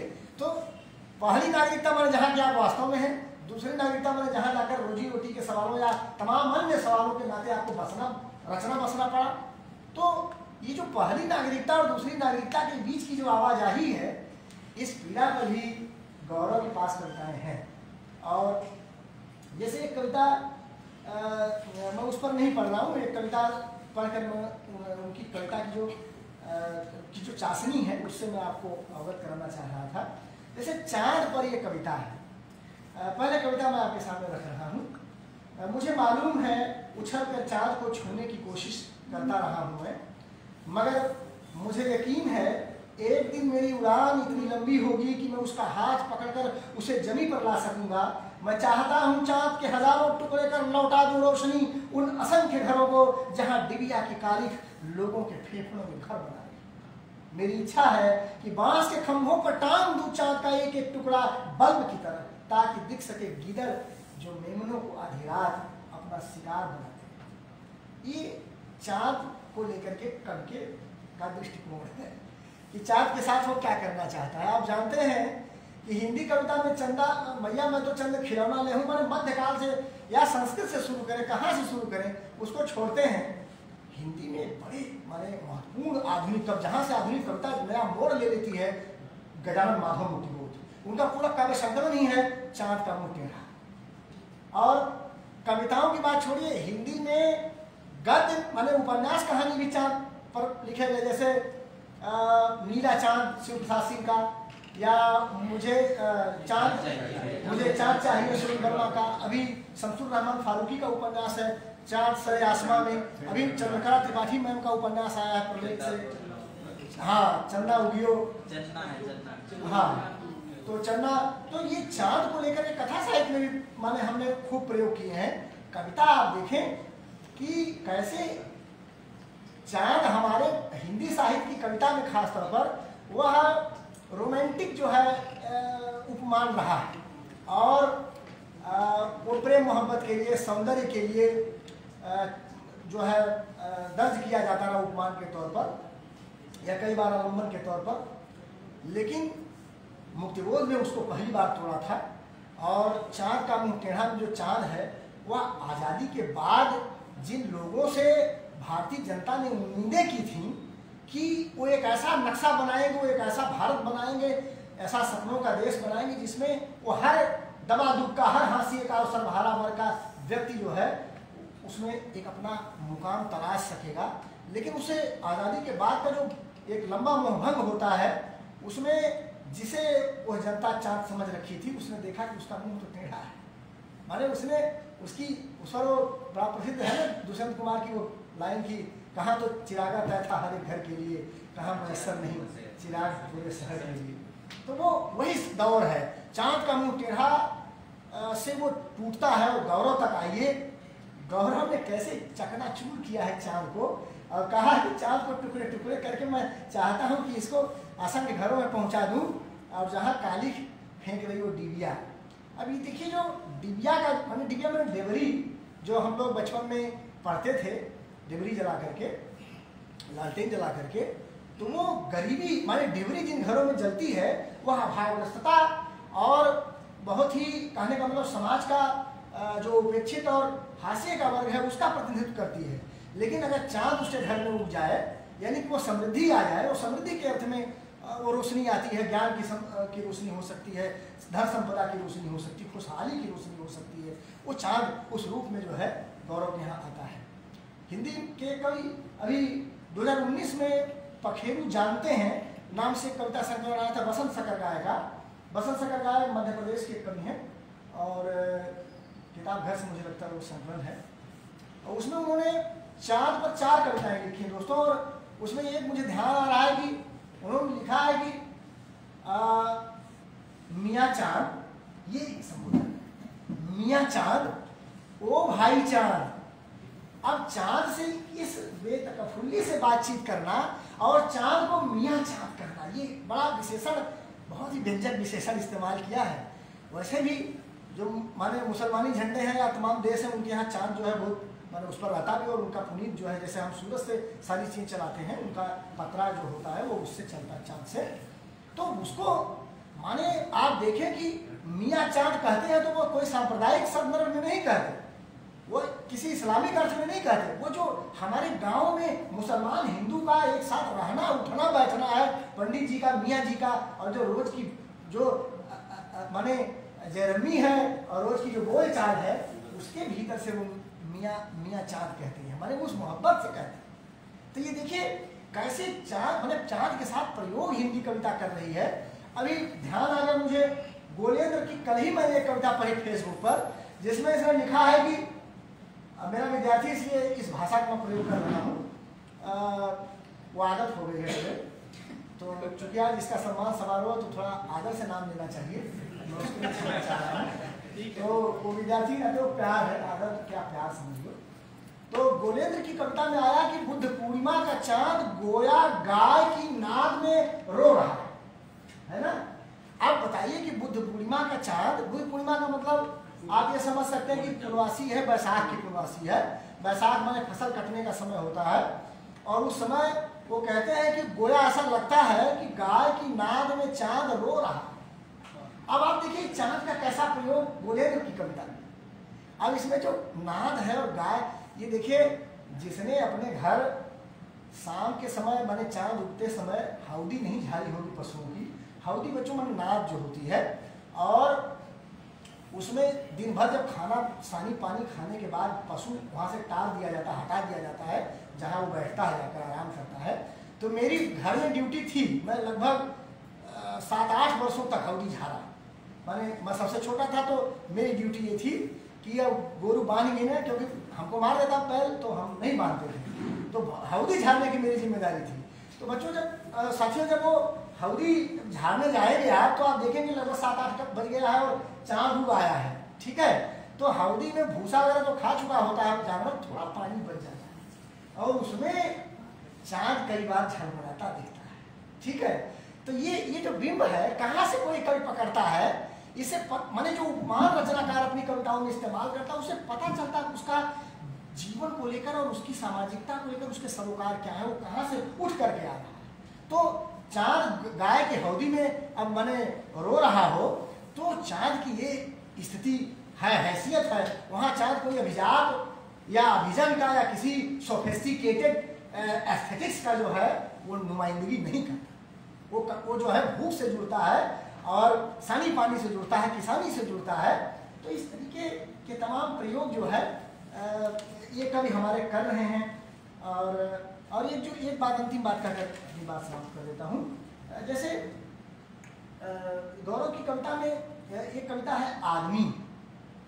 अब ये देखिए आपके समय पर जो दबाव है, वो कहते हैं कि मैंने सीख ली है चालाकियाँ जो आदमी होने की पहली शर्त। अब ये बताइए आदमी होने के लिए चालाक होना, कनिंगनेस क्या, ये समय का दबाव। अगर आप सीधे साधे हैं, सज्जन हैं, तो कमलेश सर तो कॉलेज में पढ़ाते हैं, कॉलेज में पढ़ाने वालों को चौपट माना जाता है। जो पढ़ाता हो वो खराब बेकार आदमी, उसको कुछ नहीं। जो जितना गणित कर सकता। कविता में आता है गौरव की कि समीकरण जो अब तक गणित का हिस्सा था, जिंदगी में उसके माने समझने लगा। हमारे एक साथी थे हिंदी के, तो प्रिंसिपल ने उनको ढेर सारा काम दे दिया। वो जो है कोई योजना थी सरकार की उसकी, तो उन्होंने कहा कि सर मुझे तो गणित आती ही नहीं, मैं तो केवल गणित करना चाहता माने मैं गणित लगा नहीं सकता, मैं गणित कर सकता हूँ, हिंदी वालों को गणित लगा आती है, ये काम मैं नहीं कर पाऊंगा। तो कैसे गणित की जाती है, अगर आप गणित करेंगे तो ज़्यादा अच्छे माने जाएंगे। ये जो हमारे समय का दबाव, इसको कितना माने शिद्दत से महसूस करते इतनी कम उम्र में गौरव भारती, उसको देखिए कविता में भी समीकरण जो अब तक गणित का हिस्सा था, जिंदगी में उसके माने समझने लगा हूँ, झुकने का मतलब बूझने लगा हूँ, बूझने लगा हूँ, हंसी के प्रकार खोज लिया है पैमाना, हाथ लिया है चलता हुआ तराजू, तितलियों को छोड़ भीड़ की तरफ भागता हूँ, तलाशता हूँ मंच, ओढ़ता हूँ तमीज, थोड़ा मुस्कुराता हूँ, आदमी हूँ। तो ये जो जमाने की रीत है कि आप अगर माने अच्छे व्यक्ति हैं तो ये कहने मतलब ये नहीं कि कविता ये सिखा रही कि आप बुरे व्यक्ति बन जाइए, ये असल में उसका क्रिटिक है जो हमारे समाज में बुरे व्यक्ति को या खराब व्यक्ति को, जिसको निराला ने बहुत पढ़े लिखा, अन्याय जिधर है उधर शक्ति, यही तो है भाई। निराला की कविता शक्ति के पक्षांतरण की ही तो संघर्ष की कविता है कि शक्ति जो अन्याय के पक्ष में चली गई वो उसे न्याय के पक्ष में लाना है। तो ये कविता असल में उसी पक्षांतरण की गुजारिश करती हुई कविता है कि जो गलत लोगों को हम सही मानने लगे हैं वो नहीं करना है, वो नहीं होने देना है, ये करेक्ट करती है हमारे समय को। मैं आपका ध्यान इधर खींचना चाह रहा था कि तितलियों को छोड़ भीड़ की तरफ, ये बड़ा ही खूबसूरत भी मुझे लगा कि भाई तितली कब पीछे भागते हैं, तितली के पीछे बचपन में भागते हैं। रंग बिरंगी तितलियां हमें बहुत प्रभावित करती हैं। हम लोग ऐसे चुटकी अपना बनाए तितली पकड़ने के लिए चक्कर लगाते रहते थे, कई बार तितलियों के पंखों का रंग लग जाता था हाथों में। तो दोस्तों, तितली को पकड़ने के लिए पीछे पीछे जाना, या अल्हड़ बचपना, या वो खिलंदड़ापन, या वो जीवन की जीवंतता, या वो सारा राग रंग है, और हम उसको छोड़कर भीड़ की तरफ भाग रहे हैं। भीड़ की तरफ का मतलब हम उस अपनी पहचान बनाने का जो संकट है, ये पूरी भीड़ है, इसमें से कौन अच्छा कवि है, कौन अच्छा आलोचक है, कौन अच्छा लेखक है, कौन अच्छा अध्यापक है, तमाम तरह की प्रतियोगिताएं है ना। उन प्रतियोगिताओं में हम भाग रहे हैं, उस भीड़ में दूर से पहचान लिए जाने के अपने संघर्ष के संकट से जो है जूझ रहे। तो दोस्तों, इन्हीं बातों के साथ गौरव को बहुत बधाई देते हुए, बहुत शुभकामना देते हुए मैं अपनी बात समाप्त करता हूँ। बहुत बहुत धन्यवाद।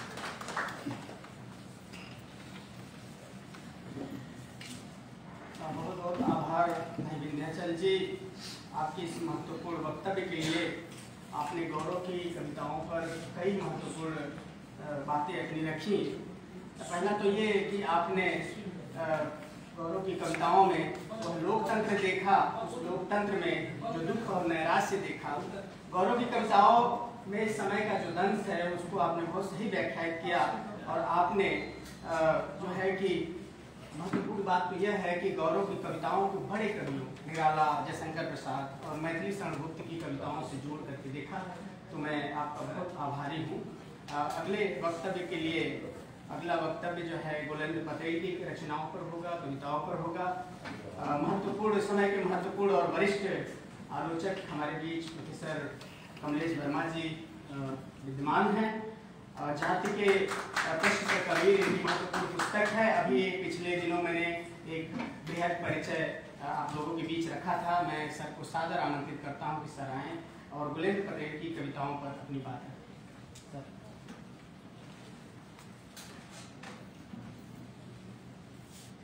आदरणीय प्रोफेसर श्री प्रकाश शुक्ल जी, आज के सम्मानित कवि गौरव भारती जी और गोलेंद्र पटेल जी,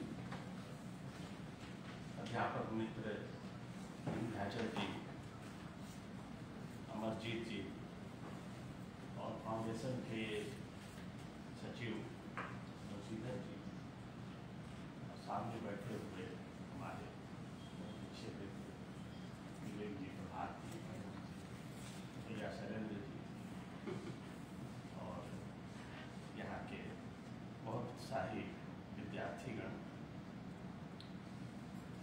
सबसे पहले गोलेंद्र को एक बार फिर से बधाई देता हूँ इस सम्मान के लिए। आपने अभी शुरुआत की है और इतनी अच्छी शुरुआत की है कि कई लोगों का ध्यान आपकी तरफ गया है। 23 साल की उम्र और कविता की दुनिया में एक नाम हो जाना अपने आप में एक उपलब्धि है। आपको सम्मानित करके स्वयं डॉक्टर रविशंकर उपाध्याय स्मृति संस्थान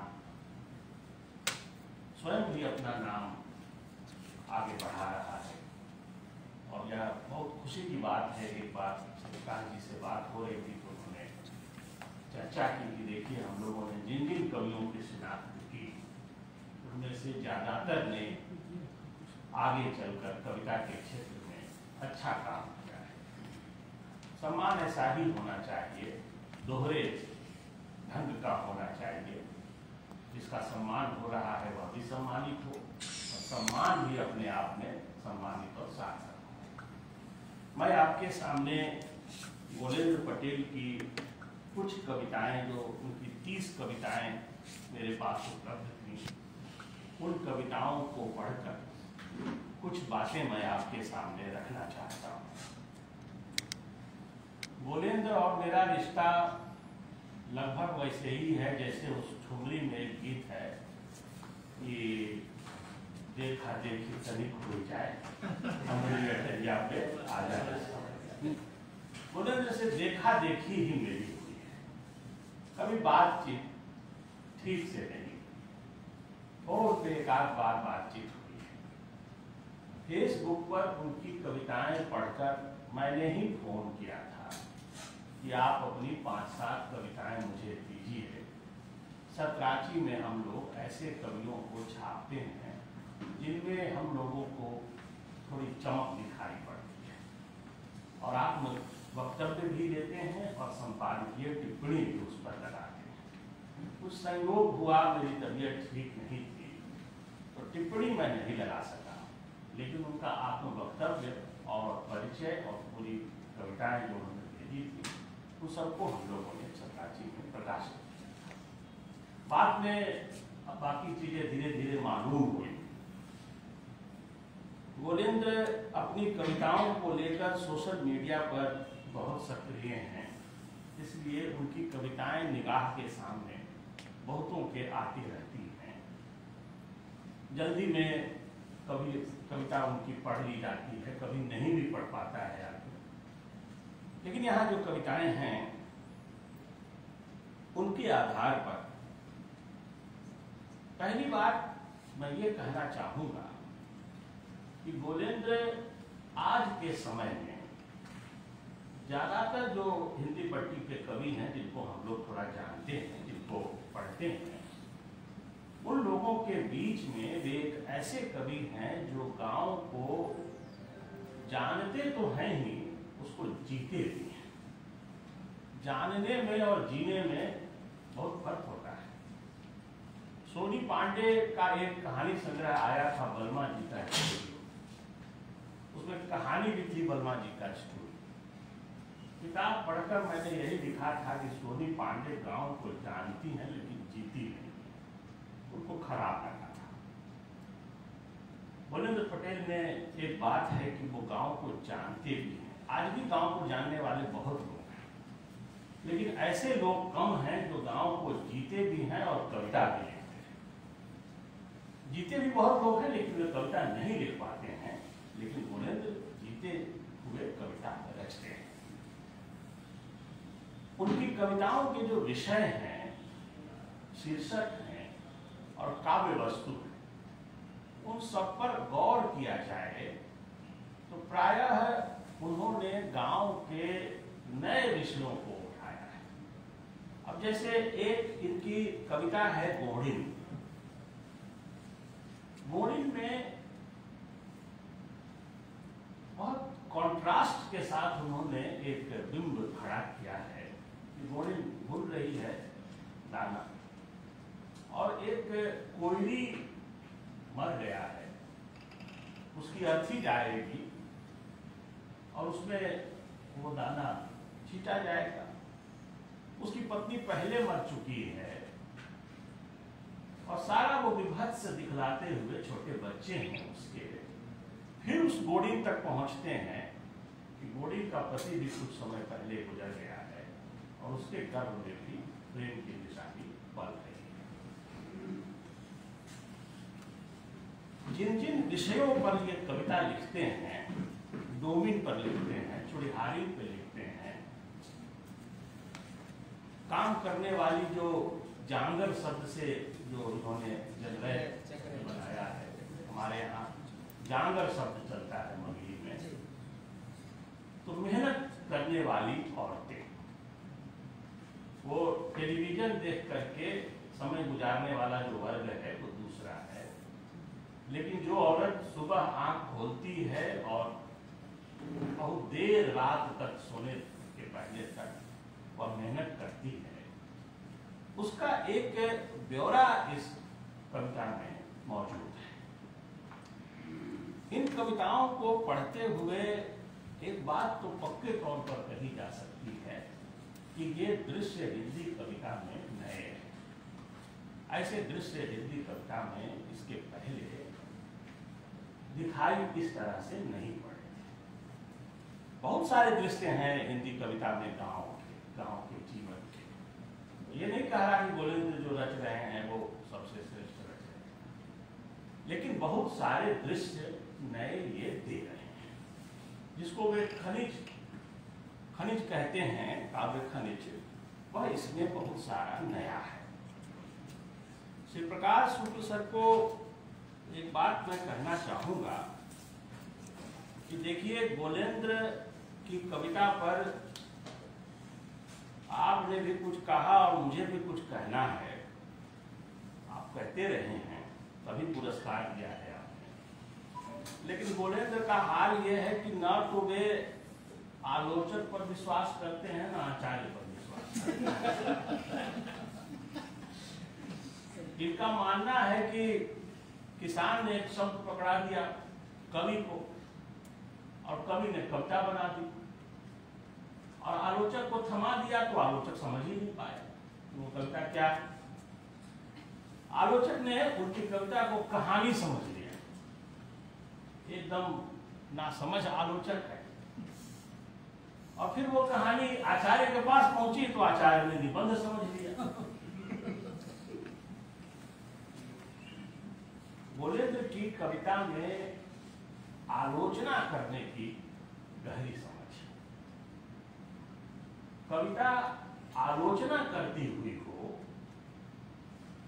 यह भी कम कवियों में देखा जाता है।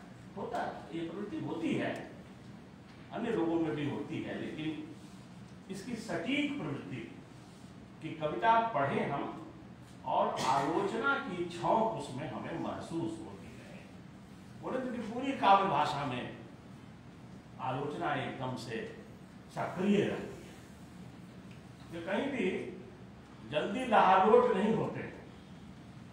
लगेगा कि थोड़ा सा लहालोट हो रहे हैं, लेकिन तुरंत वहीं कोई एक क्रिटिकल स्टैंड वो अपनी कविता में ले लेंगे। इनकी तमाम कविताओं में यह बात मौजूद है।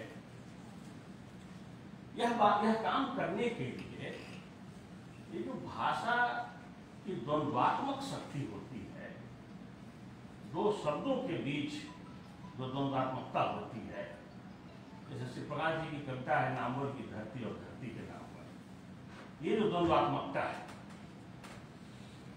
अब लिखते हैं गोलेंद्र की, जगरैत स्त्रियां भोरहरी में उठती हैं और तब तक खटती रहती हैं जब तक कि चेहरे पर 12 नहीं बच जाता। 12 जैसे ही बजता है 12, बीत चुकी होती है आधी रात।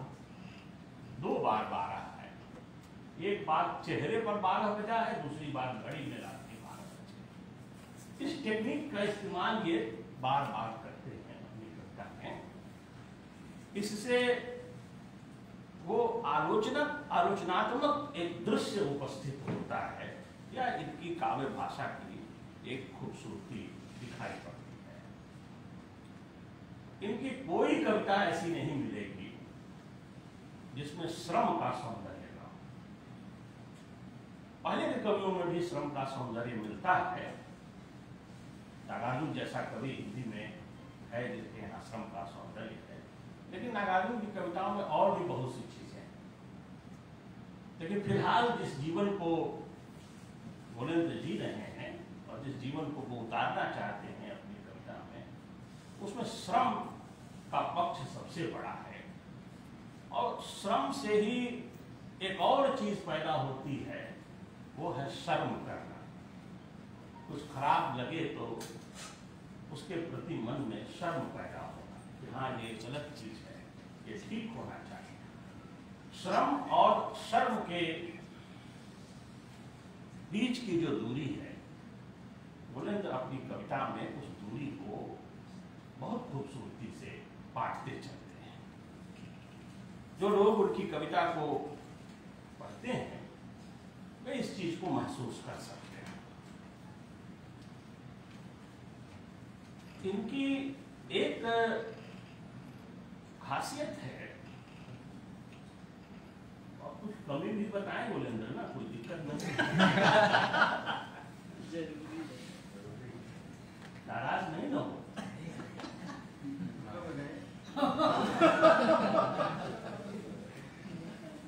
मुझे सर ने बुलाया ही इसी काम के लिए। रूपक गढ़ने की प्रवृत्ति बार बार इनके यहाँ दिखाई देती है। कहीं कहीं इनका रूपक मेंटेन नहीं हो पाता है। जैसे एक कविता है मेरे मुल्क का मीडिया, यह पूरी कविता रूपक और अन्योक्ति की भाषा में लिखी गई है। बिच्छू के बिल में नेवला और सर्प की सलाह पर चूहों के केस की सुनवाई कर रहे हैं गोहटा। गिरगिट और गोजर सभा के सम्मानित सदस्य, काले कुत्ते अंगरक्षक, बहरी बिल्लियां बिल के बाहर बंदूक लेकर खड़ी हैं। टिड्डे पिला रहे हैं चाय पानी, गुप्तचर कौवे कुछ कह रहे हैं। एक भी पंक्ति ऐसी नहीं जिसमें रूपक या अन्योक्ति न हो। साढ़ समर्थन में सिर हिला रहे हैं, नील गायें नृत्य कर रही हैं, छिपकलियां सुन रही हैं संवाद समीक्षा। सेनापति सर्प की, मंत्री नेवला की, राजा गोहटा की, अंत में केंचुआ किसान को देता है श्रद्धांजलि खेत में, और मुर्गा मौन हो जाता है जिसे प्रजातंत्र कहता है मेरा प्यारा पुत्र मेरे मुल्क का मीडिया। ये मुर्गा, ये मीडिया है जो चुप है, और केंचुआ किसान को श्रद्धांजलि दे रहा है। पूरी कविता अन्योक्ति में, नहीं पराग नहीं मधुर मधु नहीं विकास यही काल वाली शैली में अन्योक्ति परक ढंग से नहीं करता है। इस कविता में कोई गड़बड़ी नहीं है, लेकिन इनकी कुछ कविताएं ऐसी हैं जहां पर कि वो पूरा सिस्टम ये मेंटेन नहीं कर पाते हैं, उसमें चीजें तो जरा सी गड़बड़ाती हैं।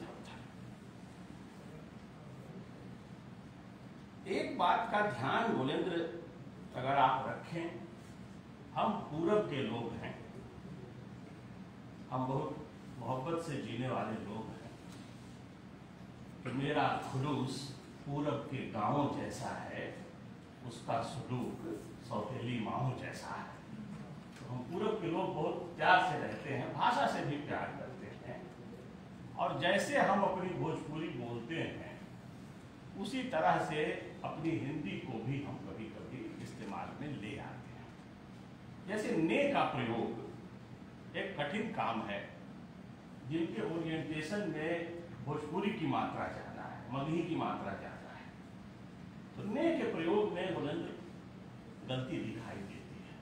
और ठीक हो जाए तो बहुत बढ़िया है। जो वागर्थ में आपने कविता पढ़ी, तो उसमें लिखा है कि शब्द दिया किसान ने और कवि ने कविता दी, संपादक ने उसमें ठीक कर दिया है। आपने जो मुझे दिया था उसमें है कविता दिया, कवि ने कविता दिया, नहीं कवि ने कविता दी, उसमें ठीक है। तो ऐसी गड़बड़ी और जगहों पर भी है जहाँ ने का दोष है, लिंग निर्णय में थोड़ी सी गलती हुई है, लेकिन ये धीरे धीरे ठीक हो जाएगा।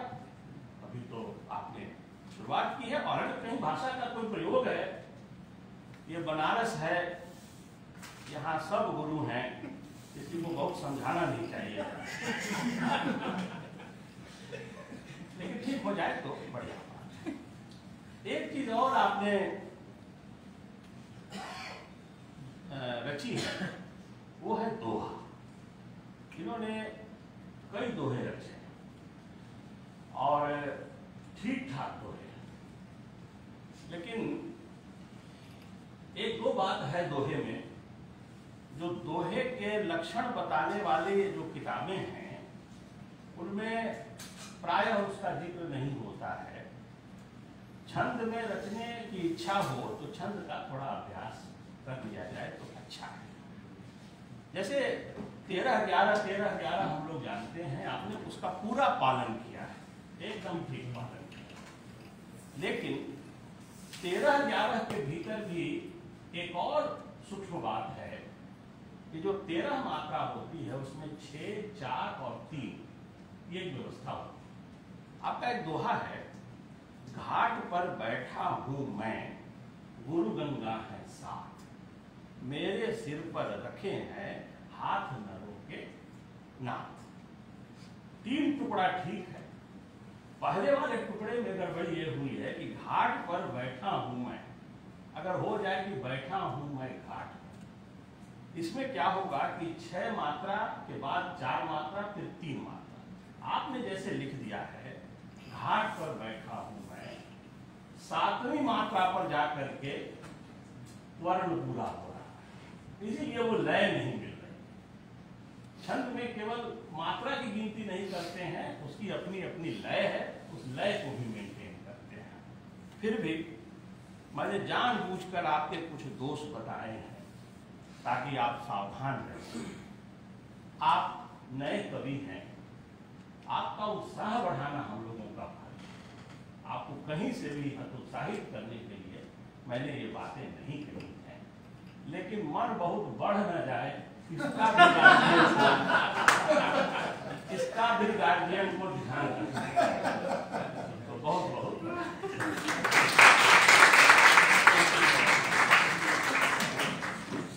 बहुत आभार सर। गोलेंद्र की कविताओं पर आपने पक्ष विपक्ष समान रूप से आलोचना की, मैं आपके प्रति आभार व्यक्त करता हूँ। कार्यक्रम अध्यक्षीय उद्बोधन की ओर है, तो मैं जो है कि अध्यक्षीय उद्बोधन के लिए वरिष्ठ कवि आलोचक गुरुवर प्रोफेसर श्री प्रकाश शुक्ल जी को सादर आमंत्रित करता हूँ। साथ ही 2 पंक्तियाँ सर के लिए प्रस्तुत कर रहा हूँ। पंडित गया प्रसाद शुक्ल स्नेही ने लिखा है, तू गगन है विस्तीर्ण तो मैं एक तारा क्षुद्र। तू है गगन विस्तीर्ण तो मैं एक तारा क्षुद्र हूँ। तू है महासागर अगम मैं एक धारा क्षुद्र हूँ। तू है महानद तुल्य तो मैं एक बूंद समान हूँ। तू है मनोहर गीत तो मैं एक उसकी तान हूँ। मैं सर को सादर आमंत्रित करूँगा।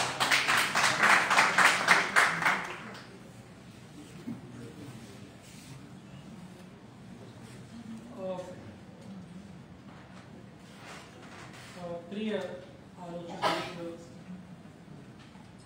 कमलेश वर्मा जी, अनुपस्थित विजयनाथ मिश्र जी, मंच पर विंध्याचल यादव, बंशीधर उपाध्याय, संचालन कर रहे अमरजीत राम और सम्मानित कवि गोलेंद्र पटेल और गौरव भारती, और सभागार में इस खचाखच भरे सभागार में बैठे हुए काशी हिंदू विश्वविद्यालय के शिक्षक साथी और छात्र और छात्राओं, मन न बढ़े और जिसका बढ़े उसे मन बढ़ न कहा जाए, इसके लिए कमलेश वर्मा जी ने कुछ हिदायत देते हुए गोलेंद्र की कविताओं पर अपनी बात रखी और उचित बात रखी। विंध्याचल यादव ने गौरव भारती की कविताओं पर बहुत अच्छा वक्तव्य दिया। दोनों सम्मानित कवियों पर दोनों आलोचकों ने बड़ी गंभीरता और गहराई से अपनी बात रखी। दोनों ने अलग अलग पक्षों पर इन कवियों की सफलता और सीमाओं पर अपनी बात रखी।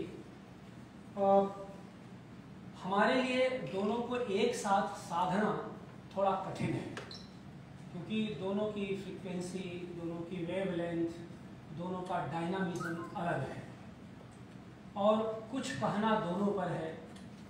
इस नाते कोशिश करूंगा कि दोनों में जो समान तत्व है उन समान तत्वों को आधार बना करके कुछ बातें संक्षेप में मैं रख सकूं। ये बात बिल्कुल सही है कि गौरव की कविताओं में प्रौढ़ता ज़्यादा है और गोलेंद्र की कविताओं में थोड़ा कच्चापन है, लेकिन दोनों के बीच का जो उम्र का और अनुभव का अंतर है उसे भी हमें नहीं भूलना चाहिए। दोनों के संघर्ष के दायरे अलग हैं। जब संघर्ष भयानक होता है तो आक्रोश भी उतना ही तीव्र होता है। गोलेंद्र के आक्रोश को हम लोगों ने देखा है, छात्र के रूप में, एक नागरिक के रूप में और गांव में रहने वाले एक रहवासी के रूप में। और ऐसे बहुत से छात्र हैं जो दूर दराज से आते हैं, जिनके पास बुनियादी सुविधाएं नहीं हैं, लेकिन जिनके पास ईश्वर ने प्रभूत प्रतिभा दी है। ऐसे में कई बार कवि या लेखक को यह आभास होने लगता है कि समाज उनके साथ न्याय नहीं कर रहा है। गोलेंद्र में वह लक्षण भी दिखाई देता है। मैंने कई बार गोलेंद्र से संकेतों में कहा कि थोड़ा सा नियंत्रित रखना चाहिए। नए लोगों को बहुत कम स्पेस मिलता है, तुम्हें बहुत अधिक स्पेस मिल रहा है। कोई एहसान नहीं है, प्रतिभा के दायरे में मिल रहा है। हिंदी जगत ने तुम्हारे ऊपर कोई एहसान नहीं किया है, प्रतिभा के दायरे में तुमको सम्मानित किया जा रहा है। तुम सुदूर भविष्य के एक बड़े संभावनाशील कवि हो। यह इस नाते मैं कह रहा हूँ कि कच्चापन जो दिखता है, जैसा कमलेश जी ने कहा, वो स्वाभाविक है। और मुझे लगता है कई जगह जैसे कि कई बार लड़कपन को दिखाता हुआ ये खुद के बारे में कुछ विशेषण का इस्तेमाल करता है, तो मैं रोकता हूँ कि नहीं, क्योंकि यह लोग नहीं समझेंगे कि तुम यमए के छात्र हो और लोगों को लगेगा कि क्योंकि आपके पास जो जिम्मेदारियां हैं, कवि की जिम्मेदारियां, अब आप एक जिम्मेदार कवि के दायरे में आ चुके हैं, उस जोन में आ चुके हैं जहां पर आपके ऊपर नजर रखी जा रही है। और कई बार तो कई वरिष्ठ लोगों की प्रतिस्पर्धा के आप अकारण कारण बने हुए हैं। तो वह सब चीजें हैं। इस नाते थोड़ी सी सावधानी उस संघर्ष के भीतर भी बरतनी चाहिए। और ये बात सही है कि यहाँ बैठे हुए जो लोग भी हैं वो काफी ऊंचा आकाश आप दोनों कवियों को देना चाहते हैं। वो कोई बाढ़ नापने के लिए यहाँ पर कोई भी व्यक्ति बैठा नहीं है। लहलहाइए, खिलखिलाइए और आकाश धर्मी होइए और जितना लिख सकिए, जितना अच्छा कर सकिए उतना अच्छा कीजिए। और गौरव और गोलेंद्र अगर मैं साथ कहूँ तो निश्चित रूप से यह दोनों कवि, दोनों युवा कवि इस नई सदी में हिंदी कविता के गौरव हैं, इसमें कोई संशय नहीं है। गौरव शोध छात्र हैं, गौरव की कविताएं भी हम लोगों ने पढ़ी हैं। उनके ऊपर व्याख्यान हम लोगों ने भी सुना। गौरव की कविताओं में अनुशासन अधिक है और गोलेंद्र की कविताओं में आलोचना के तत्व अधिक है। ये बात बिल्कुल सही है।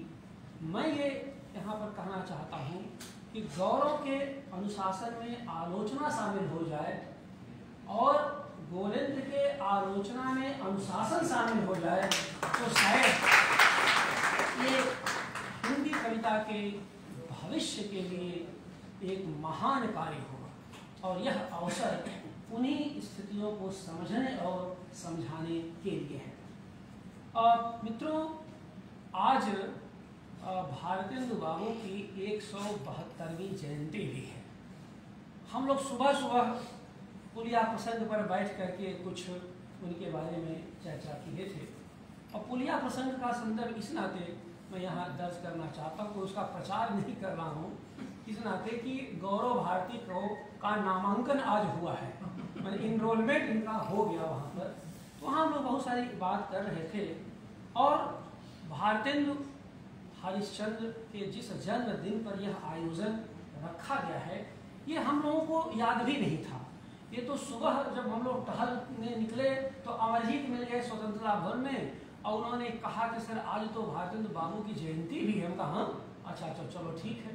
तो उससे बात फिर टहलते हुए कुछ बात निकली तो हिंदी की जातीयता और भौगोलिकता की जिस तरह से भारतेंदु बाबू ने बात की है वह आज के दिन हिंदी कविता के कवियों को याद करने का दिन भी है।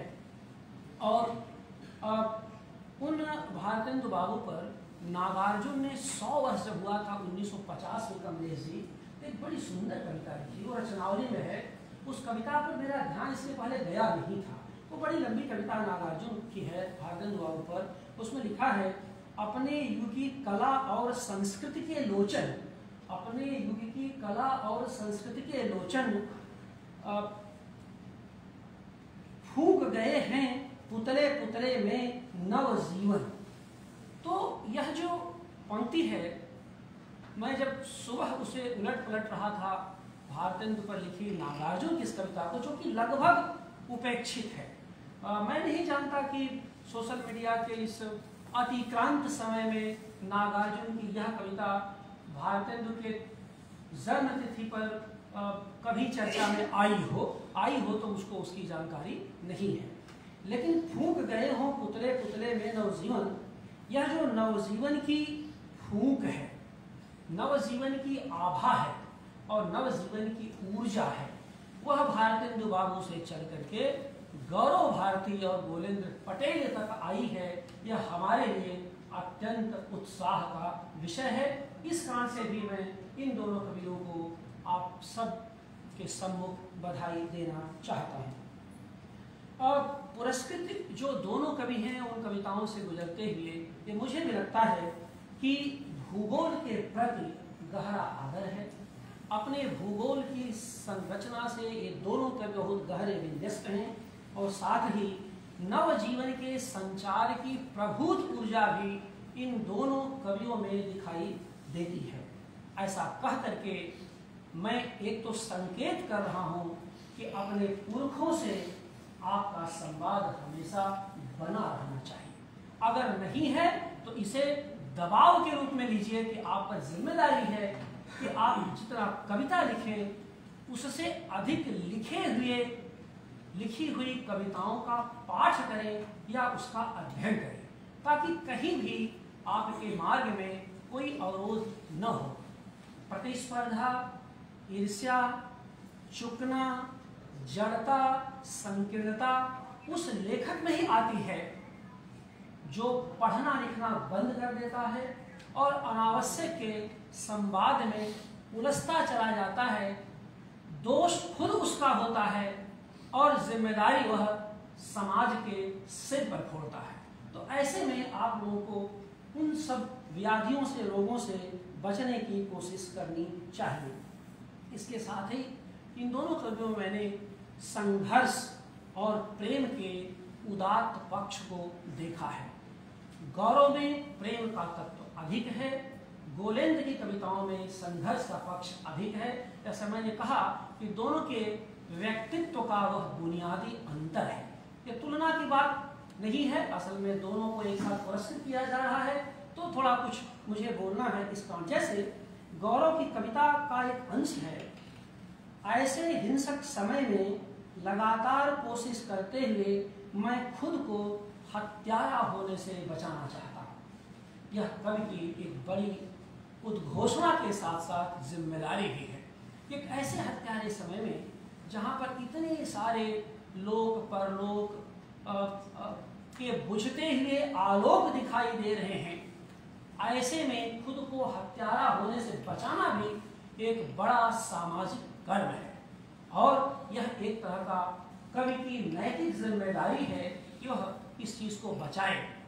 वह जब ये घोषणा करता है एक कवि, गौरव भारती के भीतर का कवि, तो केवल वह खुद को हत्यारा होने से नहीं बचाता, बल्कि हम सब जो समान धर्मा हैं, जो संवेदनशील लोग हैं, उनके भीतर भी इस भाव का बीज वपन करता है। तो इस अर्थ में भी यह कविता गहरे संकेत छोड़ती है।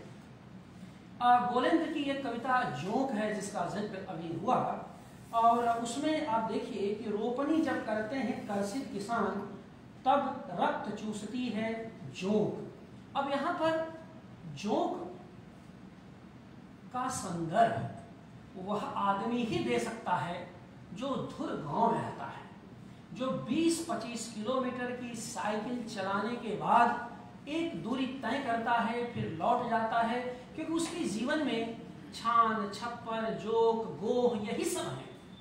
और एक कवि उन पूरे के पूरे अपने भौगोलिक और सामाजिक जीवन को जीते हुए उनको देख रहा है।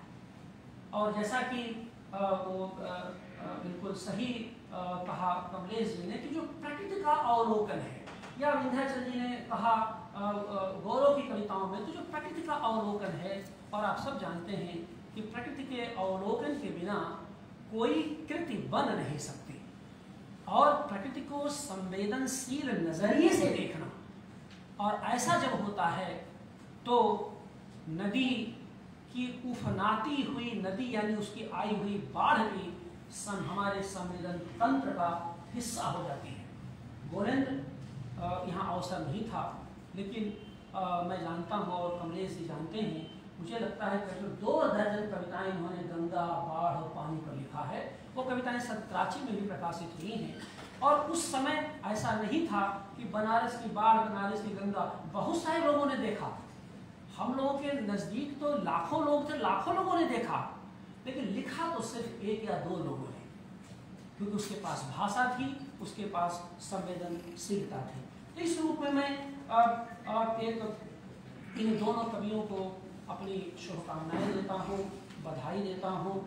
एक बात और मैं कहना चाहता हूँ कि नई सदी की जो हिंदी कविता है उसमें क्रियाओं की मात्रा बढ़ी है, और जब इन दोनों कवियों को मैं देखता हूँ तो मुझे लगता है कि एक शब्द मैं कहना चाहता हूँ, क्रियोन्मुख सहभागिता के एक कवि हैं।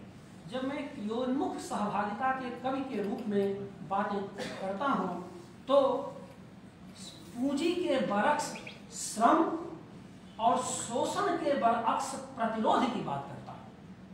पूंजी के बरअक्स श्रम और शोषण के बरअक्स प्रतिरोध की बात करता हूँ, और यही क्रियोन्मुख सहभागिता है जो कवि को अपनी कविता का माध्यम दे रही है, और उस कविता में गहरी आलोचनात्मक दृष्टि है। जैसे कि गौरव में भाषा का अनुशासन है, इसमें कोई संशय नहीं, लेकिन गोलेंद्र में भाषा काफी विस्फोट करती है, काफी उच्छलित होती है। ऐसा लगता है कि भाषा बढ़िया गई है, उसमें गुस्सा, उसमें नफरत, और कई जगह आपको लगेगा कि यह एकमात्र इन्हीं का शोषण हो रहा है। वो असल में ये कवि की प्रतिनिधि आवाज है जो गांव के गली से निकल करके संसद के गलियारे को ललकारना चाहती है। मुझे जब यही तत्व दिखाई दिया था तो मैंने जब एक निर्णायक मंडल के रूप में मुझे इनकी इनकी संस्तुत करनी थी, तो मैंने धूमिल का उस दायरे में जिक्र किया था मैंने।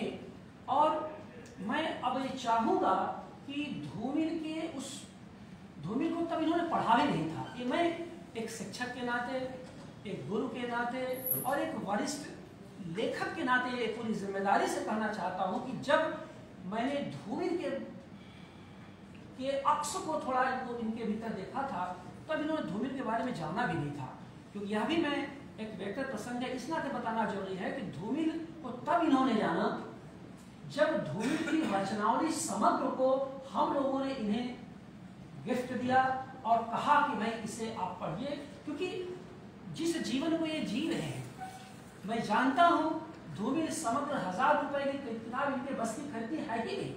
और आप में से बहुत से ऐसे छात्र हैं जिनके बस का नहीं है, इसको हम लोग जानते हैं इस बात को। तो फिर विंध्याचल जी से मैंने कहा कि भाई आप जरा गोलेंद्र को धूमिल समग्र दे दी ताकि वो जाने और कैसे उससे अलग करना है।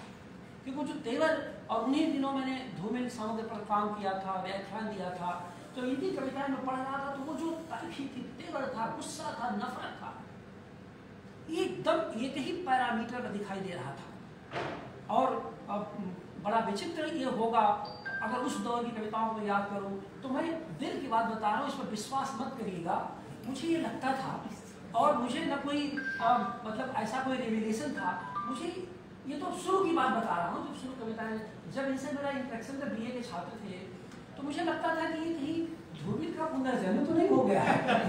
ये मेरे मन में होता था, क्योंकि वो पूरा जब उनका समग्र पढ़ते, उनके जीवन के बारे में, इनका समान जीवन, और काशीनाथ जी ने जो धूमिल के संस्मरण लिखे हैं, वो मतलब बड़े कारुणिक हैं, बड़े आंखें आंसू आ जाते हैं जब धूमिल के उस पुराने संघर्ष को हम लोग देखते हैं, और कैसे वो अपने गांव से 26-27 किलोमीटर साइकिल चला के आते थे, और कैसे कैसे नौकरियों में भटकते थे बाहर। तो ये मैं इसलिए कह रहा हूँ कि ये जो आधुनिक पूंजी ने तमाम श्रमिकों और शिल्पकारों को अपदस्थ किया है, आप सब जानते हैं। तो आधुनिक पूंजी में, नई सदी की जो आधुनिक पूंजी है, इसने शिल्पकारों को और श्रमिकों को जिस तरह से अपदस्थ किया है, उसमें शिल्पकारों के बरक्स उनकी संवेदना को संचालित करने, उसको रेखांकित करने की जिम्मेदारी अगर कहीं बनती है तो शिल्पकों की बनती है। तो शिल्पकार बनाम शिल्पक, और शिल्पक जब मैं कह रहा हूं तो कवि और कलाकार की बात कर रहा हूं। इन दोनों कवियों ने शिल्पकारों की टूटती हुई आभा, टूटती हुई उम्मीद को अपने कविता में शिल्पक के रूप में, और कवि को शिल्पक भी कहा गया है, कवि को परिकल्पक भी कहा गया है, और कवि को वैकल्पिक संस्कृति का निर्माता भी कहा गया है। तो उन शिल्पकारों के दर्द को जिस तरह से इन कवियों ने शिल्पक के रूप में, कवि शिल्पक के रूप में दर्ज किया है, वह भी एक रेखांकित करने योग्य है। आज उसका असर नहीं दिखाई देगा। हम सबको आने वाले दशक में जब ये बड़े हो जाएंगे, जब इनके पास एक स्थायी नौकरी होगी, जब इनके पास थोड़ी बुनियादी सुविधाएं होंगी, तब आप यकीन मानिए जब इनकी लिखी हुई आत्म कविताओं को 10 साल के बाद आने वाली पीढ़ी पढ़ेगी, तब पता चलेगा कि कैसे श्रमिक और शिल्पकारों की टूटती हुई उम्मीदों को इन शिल्पकों ने वैकल्पिक सांस्कृतिक समाज का हिस्सा बनाने की कोशिश की है। ये मैं इसलिए भी कह रहा हूँ, और इस पर कि खास के गोलेंद्र के संदर्भ से, इनमें ये देखिए कि किस तरह के नायक आते हैं, इसका कुछ संकेत कमलेश जी ने किया है। जगरैत स्त्रियां, मूर्तिकारिन, मुसहरिन, कोहारिन, महवारिन, ये हिंदी कविता के लिए एक विलक्षण देन है, जिसके बारे में कमलेश जी पहले ही बता चुके हैं। ये एडिशन है, और यही नवाचार है, यही नवता है, यही वो चीज है। और यह चीज बनारस में रह करके या दिल्ली में रह करके, यानी वे लोग जो गांव से कटे हुए हैं, वो मुसहरिन के दर्द को, गोरिन के दर्द को, या फिर मूर्तिकारिन के दर्द को, जगरैत स्त्रियों के दर्द को कोई समझ नहीं सकता। इस नाते उन शब्दों को यहाँ लाना असल में उसके पीछे की पूरी सांस्कृतिक निजता को प्रस्तुत करना है, और उस पूरी सामाजिक संरचना को बताना है। यह जीवन है जिससे कि बहुत सारा हिंदी जगत उस तरह से अछूता है। और इनकी गौरव की एक कविता है, थपकियाँ हैं। इसमें इन्होंने स्त्रियों द्वारा ये थपकियों को, जिस तरह से स्त्रियों के थपकियों को स्त्रियों द्वारा बुना गया आदिम संगीत कहा है। अब थपकियाँ जिसको मिली हैं वही जानता है उस आदिम संगीत का क्या महत्व है। उसमें जो संवेदना, उसमें प्रेम, उसमें स्नेह का जो तत्व है, उन थपकियों को आप यूं ही नज़रअंदाज नहीं कर सकते। इस रूप में जिस तरह से नई सदी की कविता खुद को बचाने के संघर्ष से जूझती हुई कविता है, वह तत्व इन कवियों में भी मुझे दिखाई देता है। और इस रूप में कहिए कि गौर और गोविंद जैसे कवियों में संघर्ष का जो साहस है वह असल में समाज को बुनियादी स्तर पर बचाने की कोशिश से ही जुड़ता है। गौरव की एक कविता है आजकल, उसकी एक पंक्ति है, मेरा चरित्र आजकल देश की सत्ता जैसा हो गया है जिसका मुझे अफसोस है। मेरा चरित्र आजकल देश की सत्ता जैसा हो गया है जिसका मुझे अफसोस है।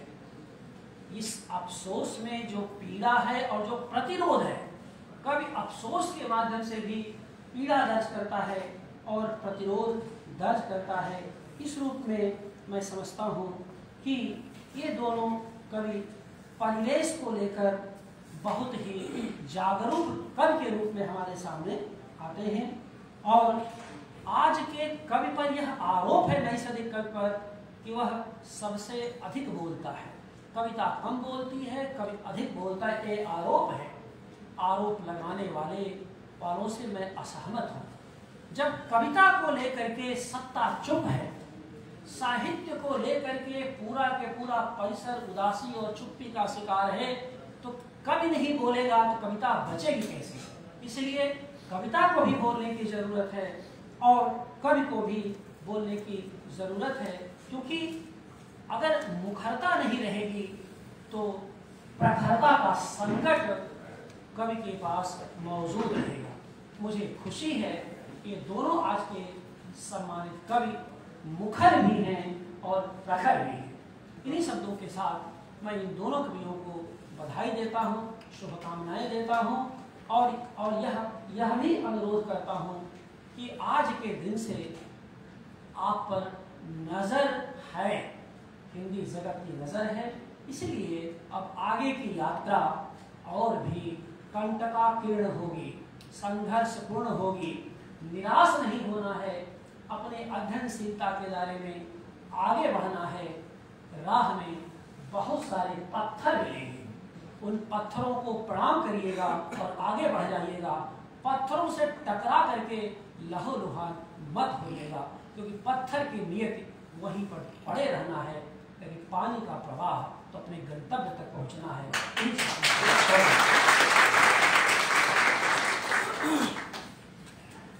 बहुत बहुत आभार सर, इन दो सम्मानित मुखर और प्रखर कवियों को अपना स्नेह आशीर्वचन देने के लिए। दोनों कवियों को आपने यह दूसरा प्रशस्ति पत्र दिया आशीर्वचन के रूप में। दोनों के अंदर जो संघर्ष है, प्रेम है, उसको आपने देखा। दोनों को क्रियोन्मुख सहभागिता का कवि कहा। एक को आपने कहा कि एक के अंदर भाषा का अनुशासन है तो दूसरे के अंदर भाषा का विस्फोट। बहुत बहुत आभार सर। अब कार्यक्रम अपने समापन की ओर है। इसके बाद हाँ, यह इस सत्र का धन्यवाद ज्ञापन होगा। इसके बाद आप चाय पर आमंत्रित होंगे और उसके बाद काव्य पाठ होगा। मैं धन्यवाद ज्ञापन करने के लिए अपने प्रिय मित्र 22वीं वर्षगांठ है हम दोनों की मित्रता की, तो हाँ, मैं अपने मित्र अनन्य मित्र डॉक्टर रविशंकर सोनकर को सादर आमंत्रित करता हूँ कि वो आए और धन्यवाद। मित्रता किशोर नहीं बहुत बहुत धन्यवाद प्रिय साथी।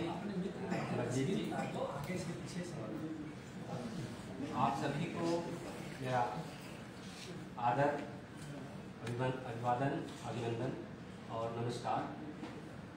आज की सभा की इस समारोह की अध्यक्षता कर रहे मेरे गुरुवर, प्रसिद्ध कवि, आलोचक और भोजपुरी अध्ययन केंद्र के समन्वयक प्रोफेसर श्री सर का मैं तहे दिल से धन्यवाद ज्ञापन करता हूँ कि उन्होंने अपने अध्यक्ष उद्बोधन में हम लोगों को दोनों कवियों के काव्यकर्म के बारे में बहुत ही अच्छी जानकारी दी।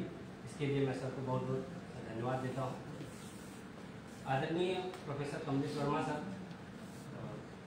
वरिष्ठ आलोचक, जिन्होंने गोलेंद्र पटेल की कविताओं के बारे में जिस तरह से उनकी खूबी और खामियों को बताया, ये बहुत ही नोटिस करने वाली बात है, बहुत ही ध्यान देने वाली बात है कि किसी भी रचनाकार की खूबियाँ खामियाँ अगर दोनों उसे मालूम चल जाए तो वो अपनी खामियों को दूर करके अपने कर्म पथ पर आगे बढ़े।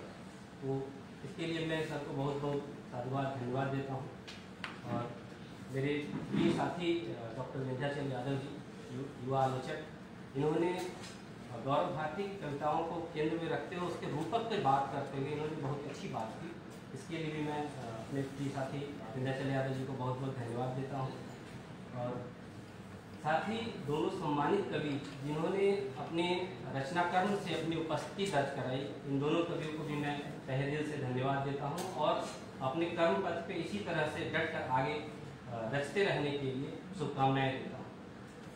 मेरे प्रिय साथी और जिस कार्यक्रम का संचालन कर रहे हैं मेरे ये मित्र युवा कवि डॉक्टर अमरजीत राम जी, और साथ ही इन्होंने अपने कविता के माध्यम से हमेशा चर्चा में बने रहते हैं। इसके और हमेशा ये इलाहाबाद से बनारस की ओर उन्मुख दिखाई देते हैं और किसी भी कार्यक्रम के लिए अगर याद किया जाता है तो सहर्ष स्वीकार करते हैं और आ जाते हैं। इस सहजता के लिए इनको मैं बहुत बहुत धन्यवाद देता हूँ। और साथ ही सभा में उपस्थित डॉक्टर महेंद्र भैया, डॉक्टर प्रभात भैया, डॉक्टर विवेक भैया और शैलेंद्र भैया, राणा जी, और साथ ही बंशीधर उपाध्याय जी जो इस रविशंकर उपाध्याय युवा कविता पुरस्कार और के संस्थान के संयोजक है, सचिव हैं, उनका भी मैं धन्यवाद ज्ञापन करता हूँ। और आप सभी जो सभा में उपस्थित हैं, आप सबका मैं बहुत बहुत धन्यवाद और आभार व्यक्त करता हूँ। बहुत बहुत धन्यवाद। और आप सभी लोग चाय का आमंत्रित हैं। बाहर नाश्ता भी है, चाय भी है।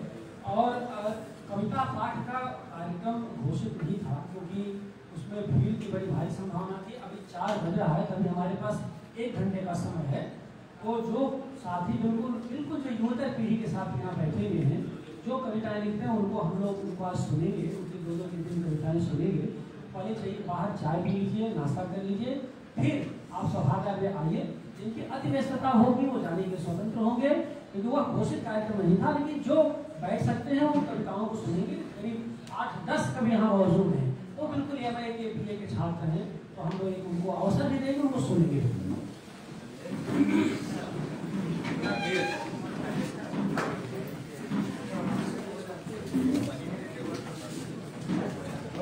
इसको पकड़िए।